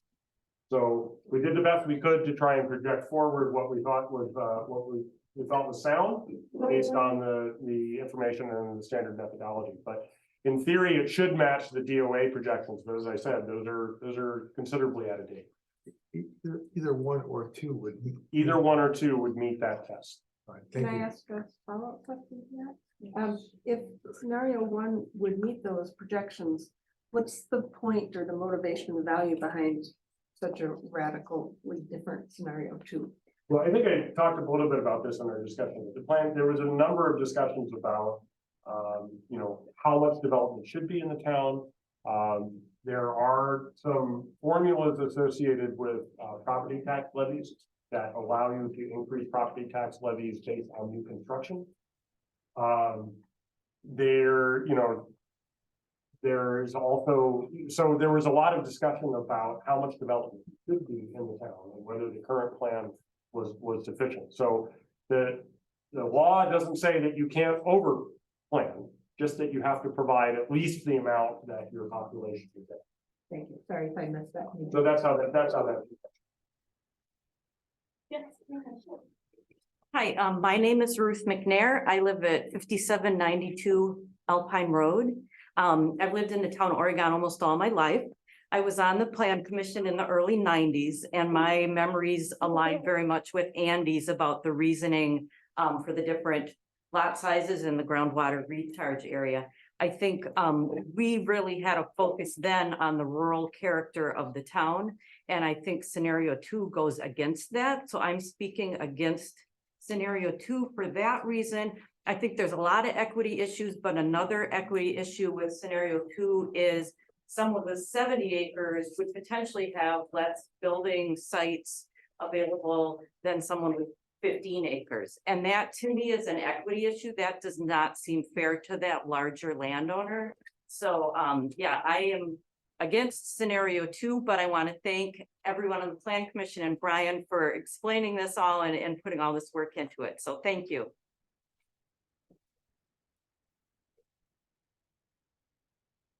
Okay. Yeah, Phil Peterson, 1275 Lathers Road. Tim, I would like to hear something from the committee. We've heard from Brian. Do you guys rubber stamp everything that he's saying? You use the rubber stamp word. Huh? We don't rubber stamp anything. Well, you agree with what he's saying and that kind of thing? Still, and I'm gonna have to be technical about this, because our agenda tonight does not call for any decisions to be made by the Plan Commission. Okay. We don't want to violate the open meetings law by engaging in debate or anything like that. I appreciate your question on a personal level, but our debate and our public discussion of this has to be deferred until it's on the agenda, which will be next month. So. Yeah, then I got one more question for Brian. Brian, where does the county come into this? So the town, whatever action they take, I mean, the county is the big elephant here, right? Well, both the town and the county board would have to approve the plan and have it adopted. And so these lots that we're referring to, you can't tell me that there aren't a lot of them in the county, in other townships. The legacy parcel? Yeah. As far as I know, that's unique to Oregon. How can that be? Because I don't believe there are any other towns that had a history of allowing for that kind of redivision and then not allowing it in subsequent plans. So I think that's a history that's unique to Oregon. Because I mean, if my memory is correctly, we were one of the last ones to go into the exclusive ag zone. That's correct. How close were we to the last one in the county to do it? The town of Oregon was the last. one. Was the last town to adopt exclusive agricultural zone. Yeah. So if that had any bearing on it or not, I My memory isn't that good. Yeah, the only other thing I can tell you is that there was that the town adopted exclusive agricultural zoning at a time when the State Department of Agriculture, Trade and Consumer Protection was really scrutinizing those land use plans. And I know that both in 1994 and again, I think in 2008, those were both periods where the state was really scrutinizing it, and there was a lot of adjustments that had to go back and forth with those plans in order to satisfy DATCA, who oversaw the Farmland Preservation Program. I'm happy to report that agency now has a better understanding of how local land use and local towns and counties operate. And we have a much better working relationship with them, and I don't anticipate that kind of problem arising again. Do we have any other comments or questions from you interested people in the audience who are good enough to come here and get involved in this? We appreciate that. I got a quick question. Why this land was zoned RH, I was 42 years out there, I think it changed 3 different times. What was the advantage of that, changing that? I didn't understand the end of it, why? Yeah, so there's a couple reasons why it changed. So for better or for worse, Oregon's been through it more than a lot of towns. As I mentioned, when the town had first adopted exclusive agricultural zoning, there was a lot of scrutiny and it took a couple go rounds to get it right, to meet the state standards. There was also a period where the state was looking at the town comprehensive plan and wanted to make sure it was consistent with farmland preservation. So we did a bunch of blanket rezones in the town for that. And then the last one was when the county completely rewrote its zoning ordinance, and that was in 2009. So every parcel in the county was rezoned into the new zoning ordinance. So that's why Oregon saw it more than most towns, but that's why all those zoning changes. Okay, Diane. Yeah, so my question is, like, the last meeting, we were talking about the transfer of property rights. And then you have these 2 different plans that are your thing. How are you going to put all of that together? I mean, how is the TDR's plans going to be affecting this? So, I mean, it's all part of a single document called the comprehensive plan. It's mostly drafted. I think we have most of the text of it is here, linked here. So most of the substantive parts of the text are all linked here. They are designed to work together. In terms of how scenario 1 or scenario 2 will affect TDR, the big difference is that so TDR would apply in areas that are orange, but not in areas that are yellow. So under scenario 2, there would be more areas that can serve as a receiving area for development plans than there would be under scenario 2. So scenario 1, a lot of these are the only way that these areas could redevelop is if they participated, including legacy parcels, if they participated in a transfer of development program.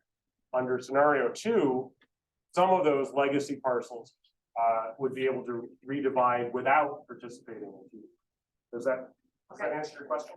So with, when are you guys gonna make the decision of whether you guys are going to do like splits, settling splits and? So whether or not TDR is included in the final comprehensive plan? Right, yeah. I can answer that. The way this, the process is that the Plan Commission will meet a month from now at our regular Tuesday meeting for the month of July. We will have a discussion. Phil, you get to hear us all the down and dirty stuff, or if we disagree or what our reasons are. This is the kind of thing that will come out in our debate among ourselves. And then we're going to take a vote to make a recommendation to the town board. Our recommendation goes up to the town board, and at their next meeting in September. Yes. September 19th. Yes. Excuse me, August. Thank you, Jennifer. Their regular meeting in August, the town board will hear our recommendation, but will also vote because It isn't the plan commissions. We're appointees, we're volunteers. The town board, your elected officials will make a decision as to what the plan will actually say. And that's after the public hearing. And then they're gonna approve it, and then we're gonna go to public hearing in Got it. September. Yeah, so public hearing will be in September. So the town plan commission will make a recommendation to the town board. The town board will adopt a draft plan. And then instruct that that be put out for public hearing. There'll be notices sent to everyone, Jennifer.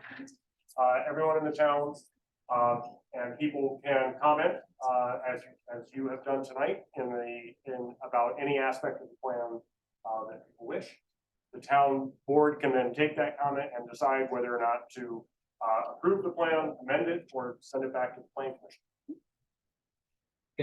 And with all due respect to Dave and your comments about not much information on a little yellow card. This card does contain the dates of those meetings. So if you got one of these, hold on to that and write those dates on your calendar. They are up to date dates on when you'll have the opportunity for more, to listen to more debate and to become involved at the next public hearing. Sir. Maybe you've done this already, but it seems like every landowner that has a legacy site, legacy parcel, should be specifically notified that their property is in question or could be altered. A little sticker like that, I mean, I got it from mail and all that. Unless you delve in deeper and you go to the website, you put hours into it, like many of us did. You got a busy life. You don't even got the slightest idea that your parcel is in question. I think all those owners have the, Internet. they should be aware. When you say question, are you referring to that the possible legacy properties adjacent? Well, specifically Or what are you talking about legacy property? the scenario 2 legacy sites. Those are really the ones that have potential for change. The legacy 1 scenario 1 sites really aren't being much affected. I think they should be notified as well, but it's those that are affected by scenario 2. that, could really be impacted. So the properties surrounding it should be. Say it again. You're saying that the properties that are near the legacy properties, the people who live in properties adjacent to legacy properties should be notified, or the people in the Well, those legacy are on properties? as well, but I was specifically saying those owners. The owner, okay. But yeah, everybody around it is being affected. You're sending a notification out to everybody in the township. Right? I just wasn't sure who you thought would be concerned about and about what. If something was gonna happen that was, have a significant effect on my property, I would really like to call. Play a knock on my door, a specific email, like I received Dave earlier. You can sign up for email notifications and get the agenda emailed to you every time. Could you hear her say that? No. Okay. Mary Smith on Lincoln Road. Just a quick question. So if I don't, a legacy parcel that could be divided off a couple times, then are my taxes going to go up subsequently? I can't speak subsequently, because now I have an additional value to my property. So would I be charged more taxes? And do you want to feel that? I would say. For the answer to that question, we're gonna turn to Andy. Obviously, it's based on value, and if your property is not in ag use, it has a potential for an increase because there is more value there. You know. But is it gonna actually match the number of potential sites you can have on there? So if I can potentially have 20 or 10 homes on my property, am I gonna be assessed at 10 potential homes, or are the rest of the town I going don't to know. help? It all depends on the assessor. He may say that the value isn't there until you made the divisions too.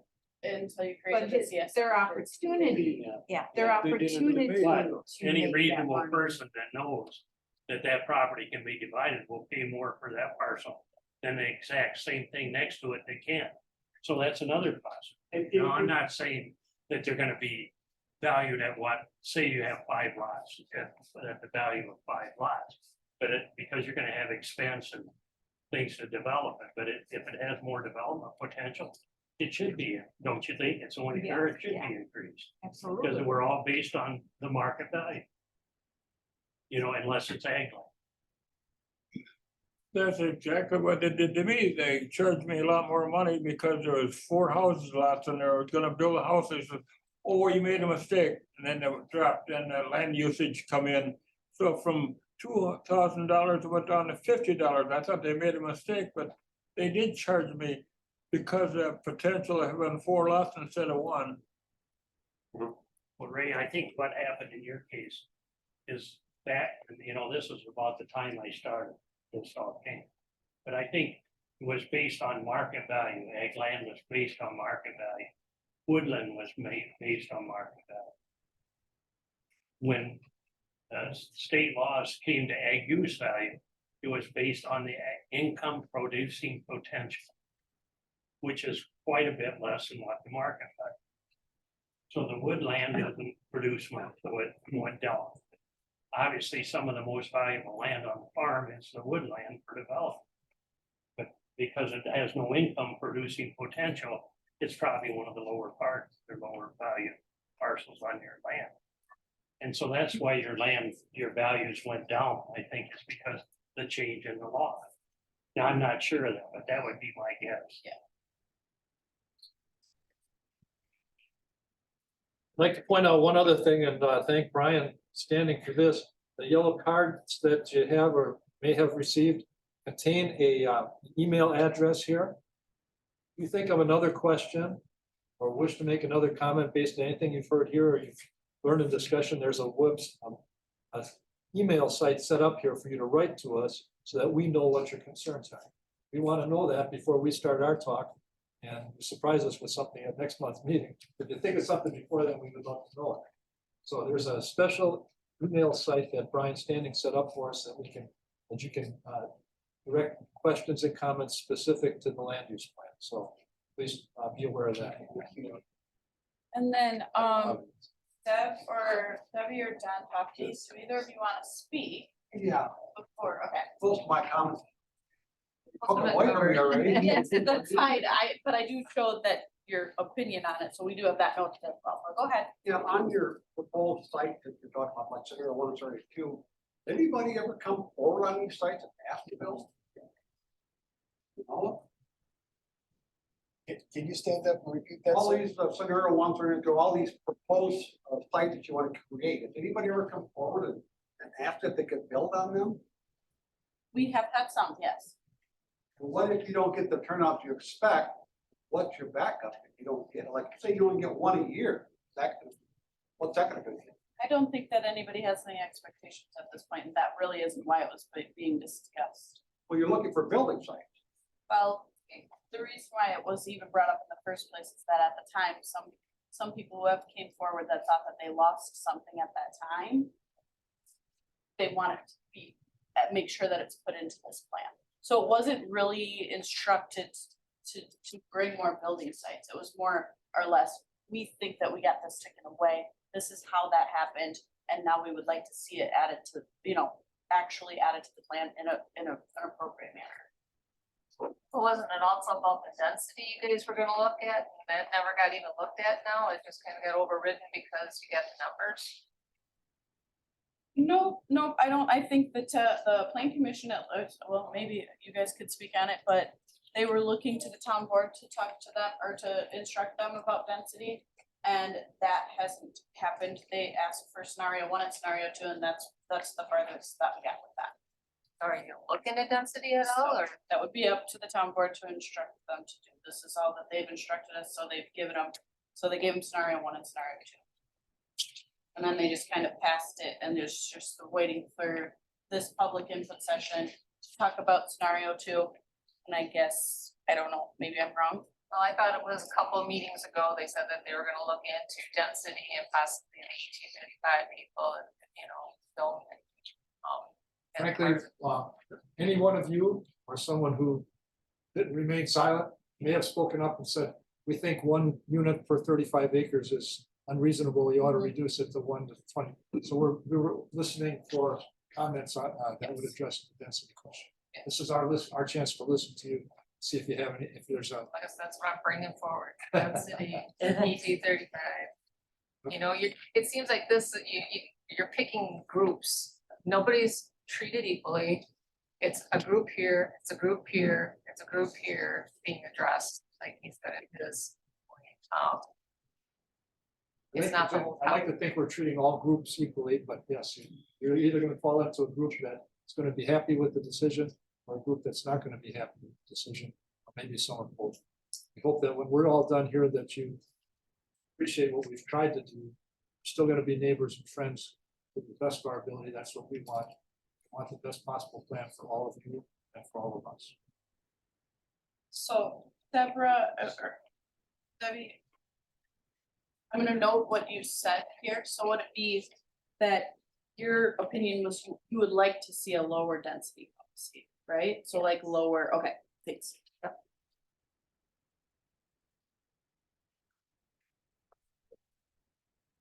Thank you. But I'm against scenario 2. With that 35 acres, that's good if you own 400 or 500 acres, but if you have a small lot, you're trying to get rid of it. You can't hardly farm on 10 acres. Why can't you build a house on it? Our point, yeah. Well, they have transfer development rights go through, you will be able to. We can't. In this case, the village won't even allow us to do that. So Oh, I that kind of see. went away on for us. Oh, yeah, They because you're in kept that area. changing and they change our zones without us, you know, knowing But they and. approved of it. Also. Yeah, the town, our village agreed for us, or said it's okay for us to build, but now it's the town. But we don't have the 35 acres, but we don't have enough to really farm either. Yeah. And we're all landlocked with Shields Drive and Hillcrest and Bergamont across from us. I mean, so they're building all around us, but yet we can't do anything, and it's not really farmland anymore. Okay. So the areas that you should be able to build in. And you we're can't. just informed from Elise Cruz from the village, we tried to see if there's any option to maybe ask the village. That all went through them, they talked about it, talked to their attorneys, they said at this time it's farmland, and they said they don't wanna do that, they don't have anything in place for farmland, so we got struck down there as well. I know you've been through a lot. We're still hoping to find a way. Okay, any other questions or comments that we can record tonight? Don't have anything in the chat and I do not have any more that are written, so it would just be open to if there's anybody who we missed. I want to publicly thank all of you and Brian Scanning for this discussion. We appreciate it very much. You weren't here, what would we have to work with? So thank you for telling us what's on your mind. And with that, that concludes that agenda item, and we're going to move on to more business for the Plan Commission. Unrelated to the discussion we just had, so you're welcome to stay. You're welcome to stay or go home. Stay in touch. Let's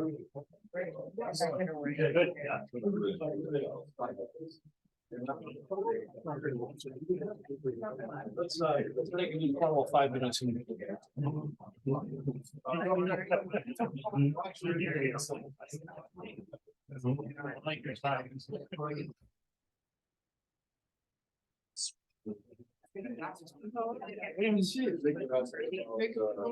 Yeah, I had a great word.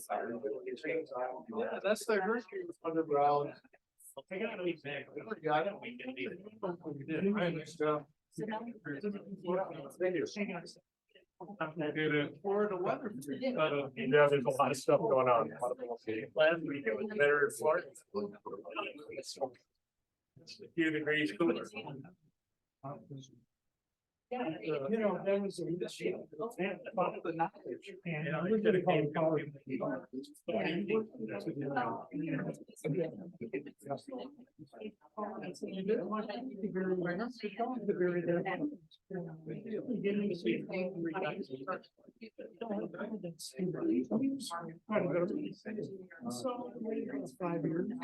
Andy. It's good seeing you again.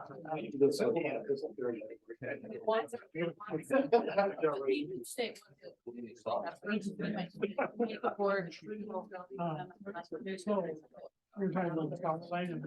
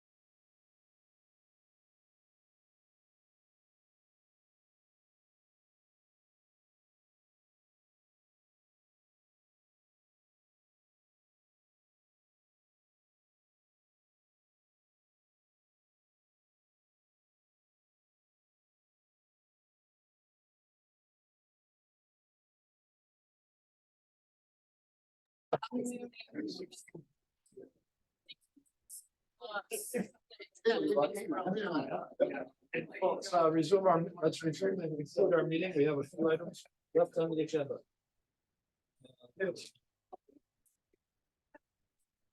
Number 5, I'm gonna take the opportunity to acknowledge that our friends and fellow commissioners, Dave Hageman and Sharon Clifton have been reappointed by the town board in another 3 years.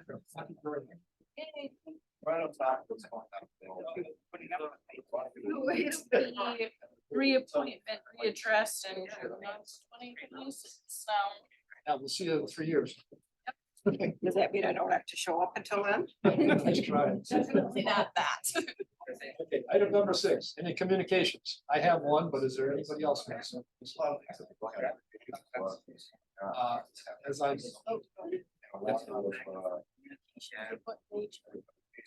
Anyway. When we commit, what we use during communications, like we need to change a meeting.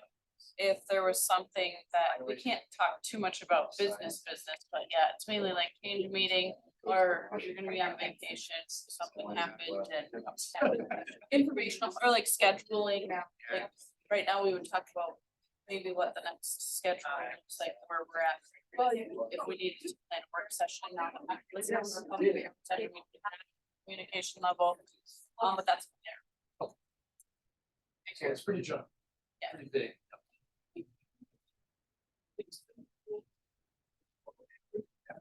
Oh, I'm not leaving. I stayed for all of these. I'm just moving closer now. It's a much less intimidating crowd. Okay. Well, based on some of the comments and my thinking. I know that I quite like the process that we've set out that leads us to the September hearing and all of that. It seems like a good process, but I do wonder, do we need some more, think about a way to sort of gather empirical consensus? You know, I mean, because one could argue that only people who have a bone to pick or an issue, like, how do you know that you've got this neutral sampling of the township? And that would have been taken care of with the survey results that were a part of this process. Okay, so the survey from 2019. Yep, that's the same. We're still in the same exact comprehensive plan and the same exact update. We're still working on the same one. So. Use the same survey that we. Yes, took back. exactly. Okay, so the survey would be considered. Yep, So the survey is pretty consistent with what people are saying, but there's this whole new spin with scenario 2, which is not really in the survey of it. That's pretty specific. Yeah. Yep, and that's complicated. I have a better appreciation for how complex it is. And wasn't also in the original draft October plan. So I feel like, and I feel like there's people on the board who have strong feelings about it, and you know, in my work where I'm gathering peer review feedback for an author, I always want to be able to triangulate and get at least 3 or 4 or more reviews so I can get a sense of what the consensus is and pick rather random reviewers in that field. So I just throwing that out because I feel like clearly we have a mandate to gather consensus. I think that's what it boils down to and I'm not sure that we have something in place that actually does that, at least for this big question about scenario 1 or scenario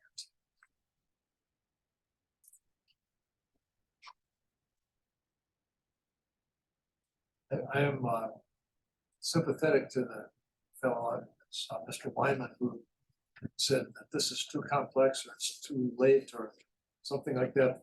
We need more than a yellow card. We need a sheet of paper with lots of detailed information and analysis and numbers and facts.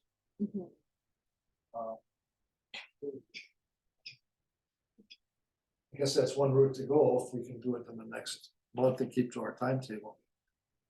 On the other hand, did we hear enough that we can mull this over in our own minds and with discussion among the group and bring these things to light and make a decision Yeah, based on what we know already?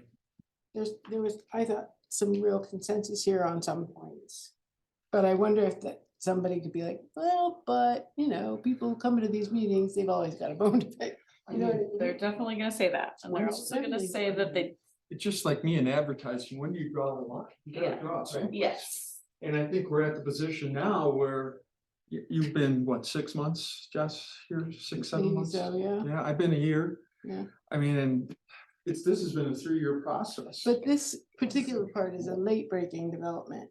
And That's what I think it was. beginning. Yeah. Talked about. Yep.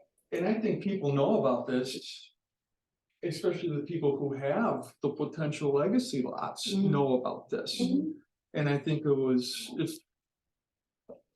that's a good point. you know, there are people here who spoke mostly against it. There weren't many, if any, people who spoke for it tonight.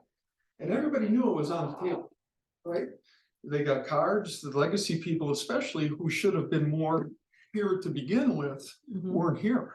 At least they didn't speak up here. So do you think they weren't here because they're content with the idea, or because they didn't bother to defend it, so they're not on board with it? I can't speak to them. I can just speak to what I've saw and learned over my year on the board. And believe me, from what I've seen and what I've heard, I can make a decision. I think I can make a decision based upon what the consensus is. I don't think doing anything more would do anything different because it's just gonna belabor them. Yeah, that's actually right on point.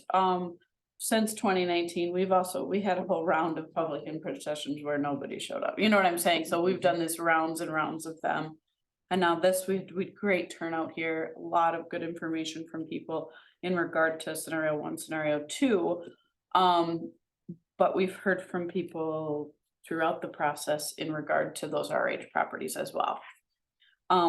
But it's never gotten you guys at this table to a different, you've never changed your minds. I haven't seen any of that happen since then, really.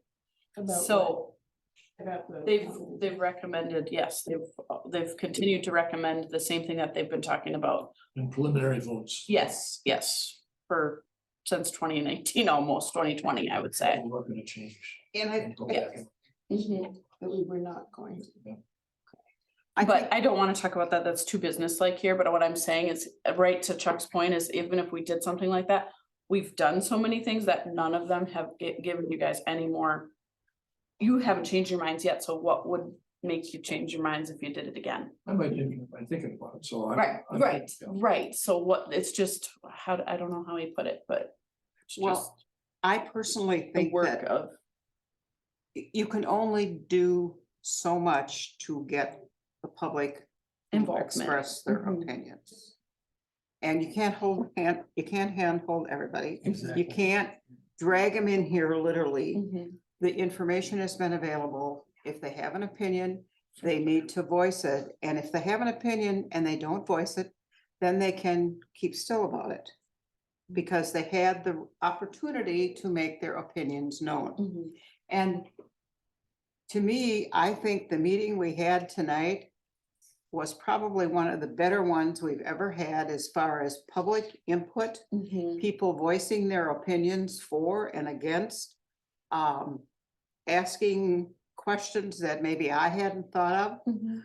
It certainly opened my mind to what other people are thinking, not just what I'm thinking or what I may have thought in the past, but now I know what the majority of the people feel. So it makes it much easier for us, I take that back, for me to decide where I'd like to go with this, based on what the public says. And then in July, if you need to have, if you're just gonna plan it to do all of it on that July 20th meeting. Fine, if you think that's adequate time for you guys to discuss, and that's kind of a personal opinion for all of you. you know, like you may have gone, okay, tonight I'm really like, I know what I want, right? But if any of you needed more of work session to talk, like we're talking out, to just talk it out, that can be made. I think there's made different available, so. points in there that we maybe need to discuss. Oh, absolutely. I think you should know. continue to discuss it. Um, Whether it would take more meeting, that's my point, Oh, is yeah. gonna take more than one meeting. Okay. But at a July meeting, you also, it is a public meeting, those people can make comment if you allow them to. You will have another public hearing in which at that point, they will actually be able to see what the town board has, you know, approved as the draft. And say whether what points they are for or against. Whether that'll change anything at that point, you don't know, but they do have another time to go yes or no on those things. We could have we could try to schedule another work session. But the public Yeah. would be here for that. They couldn't participate, but Right. to get to listen in. And Yep. I don't know if we change anybody's mind that way or not.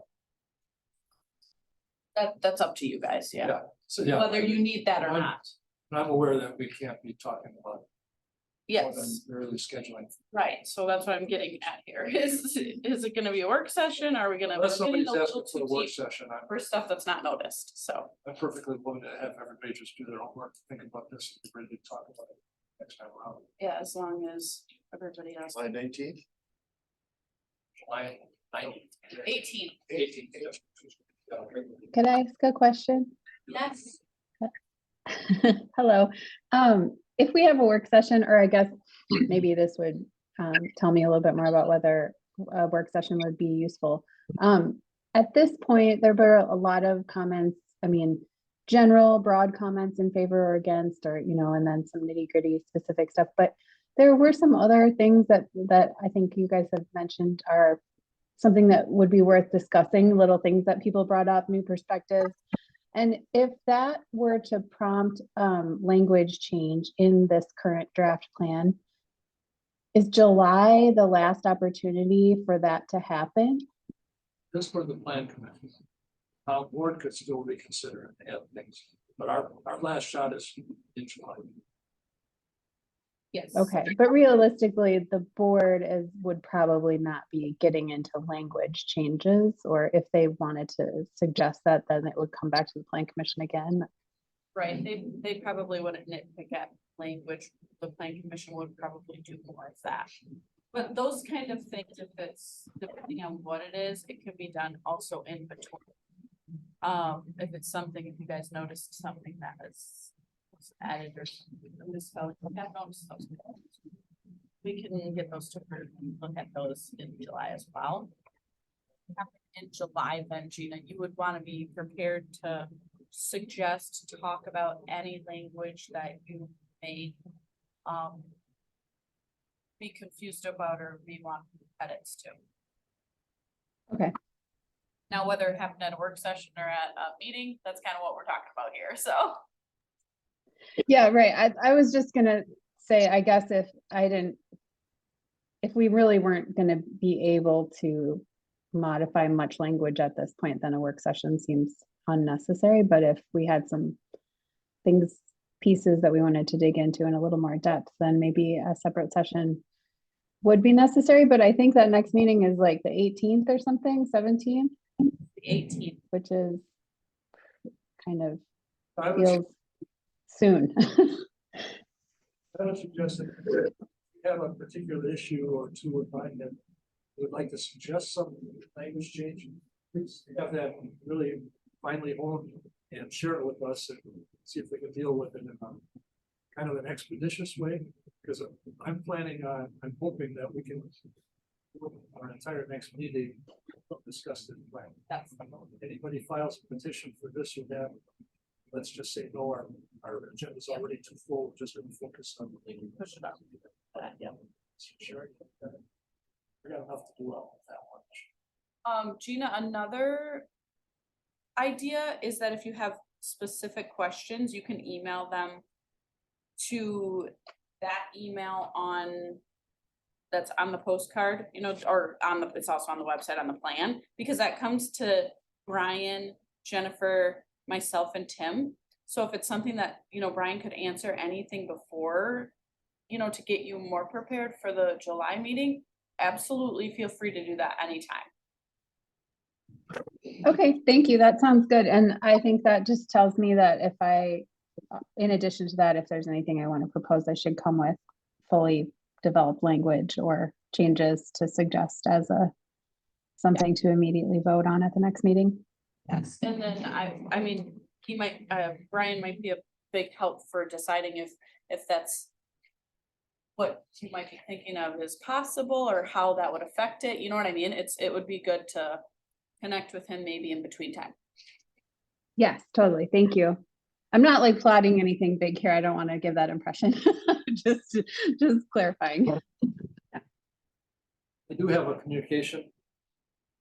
I am now a member of the Cultural Resources Subcommittee of the Subcommittee to do something else at the county level. Because I raised that question about how are we gonna know if we are gonna approve building on a land site that might have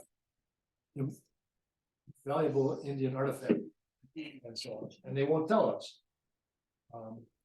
The state has extensive records on what exists in Dane County, but they're not making that public because they're afraid it'll encourage treasure hunters to go out and dig stuff up. So I'm looking for some way to help balance learning what we need to know to protect those things versus blowing it open and destroying the artifact we're trying to save. So I'm on a committee, and Brian Standing happens to be in charge of that committee too, but it's unrelated to this job. And that's the background for my communication. That committee with their staff has a draft of a survey that they want input from town officials. And I'm proposing that I give a copy of the survey to everybody on the plan commission and everybody on the town board and ask them to voluntarily fill it out and mail it in. I'm afraid that if we try to get consensus on these answers, we're gonna have to invoke the public meetings law. Yeah. And I don't wanna do that. Right. They're just asking for the opinion of people in the town as to how important or how difficult it would be to start identifying archaeological sites, including historic buildings, which we ain't gotten on. Well, not yet, huh? Not yet. Marlon's house maybe someday. Yeah. No, that's not old enough yet. Is there a link, Tim, that we could share to these if they wanted to do it online? Or is it paper copy? Is it only paper copy? I'm sure Brian Standing would provide a link. He's pretty good with this stuff. Yeah, But once they finalize the form of the survey, I can send it to you. please. And they're actually looking for town officials' responses, not the whole township, just. Right, so I would just send it to our plan commission members and our board members. And they don't have to agree on their answers with one another, just, Right. there it is. They don't even have to fill it out. More if they don't want to. opinions, that's nice. Okay, So that's coming your way, hopefully in the next month or so. perfect. Okay, that's the end of my communication. Anybody else got communications? Okay. Item number 7, town board items. For this, I call on our colleague, Arlen Kyle. You already, congratulations to Sharon and Dave. The veterans have been reappointed by the board. Your service over these years, we're counting on your service and your longevity here to be keeping this comprehensive plan on track. And that was the reasons I was recommending heavily that you were reappointed, and you were. Second thing, kind of nuts and bolts, the board has decided to start the board meetings at 6 o'clock instead of 6:30. So. We don't have to do that, do we?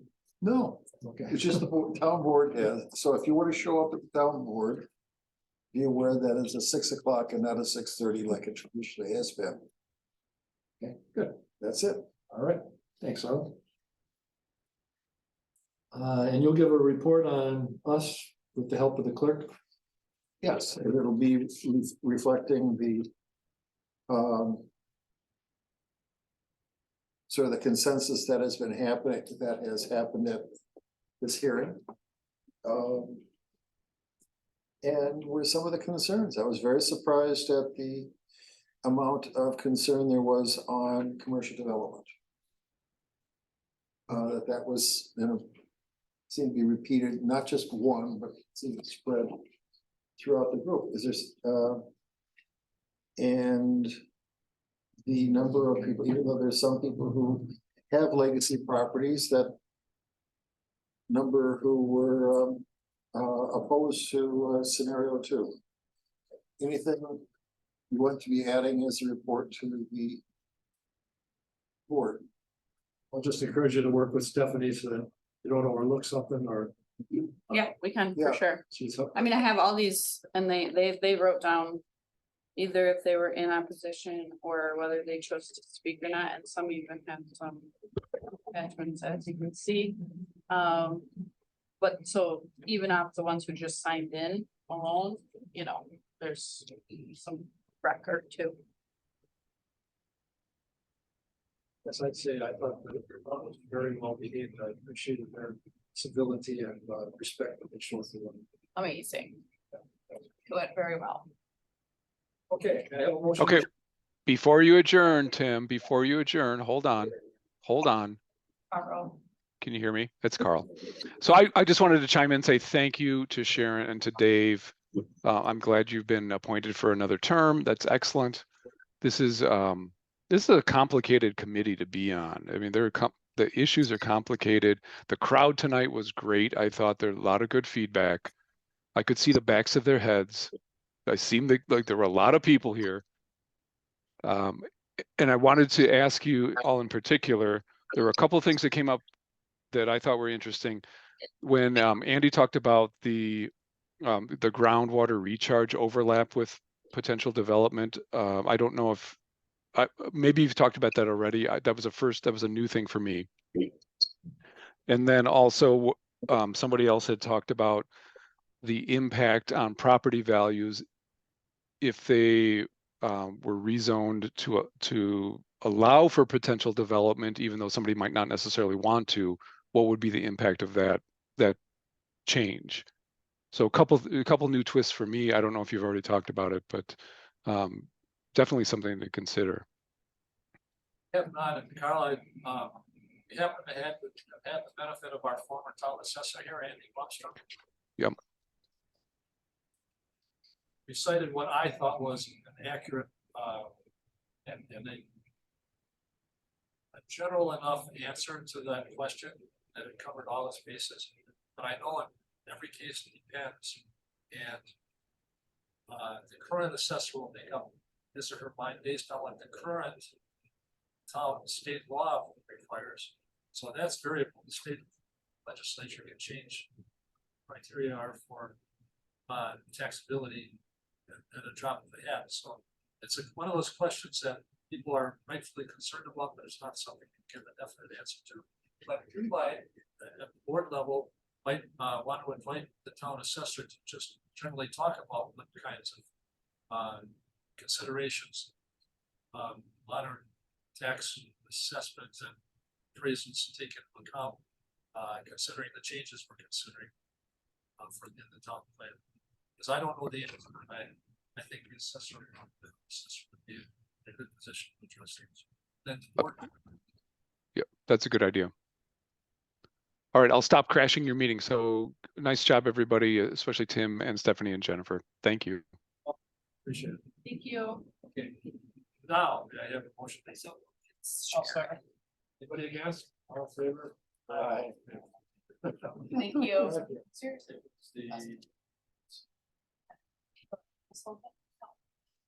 The most well run. Have a good night, Gina. Hi, Gina. Thank you. Good night. Great meeting, everybody. Thanks. Yeah.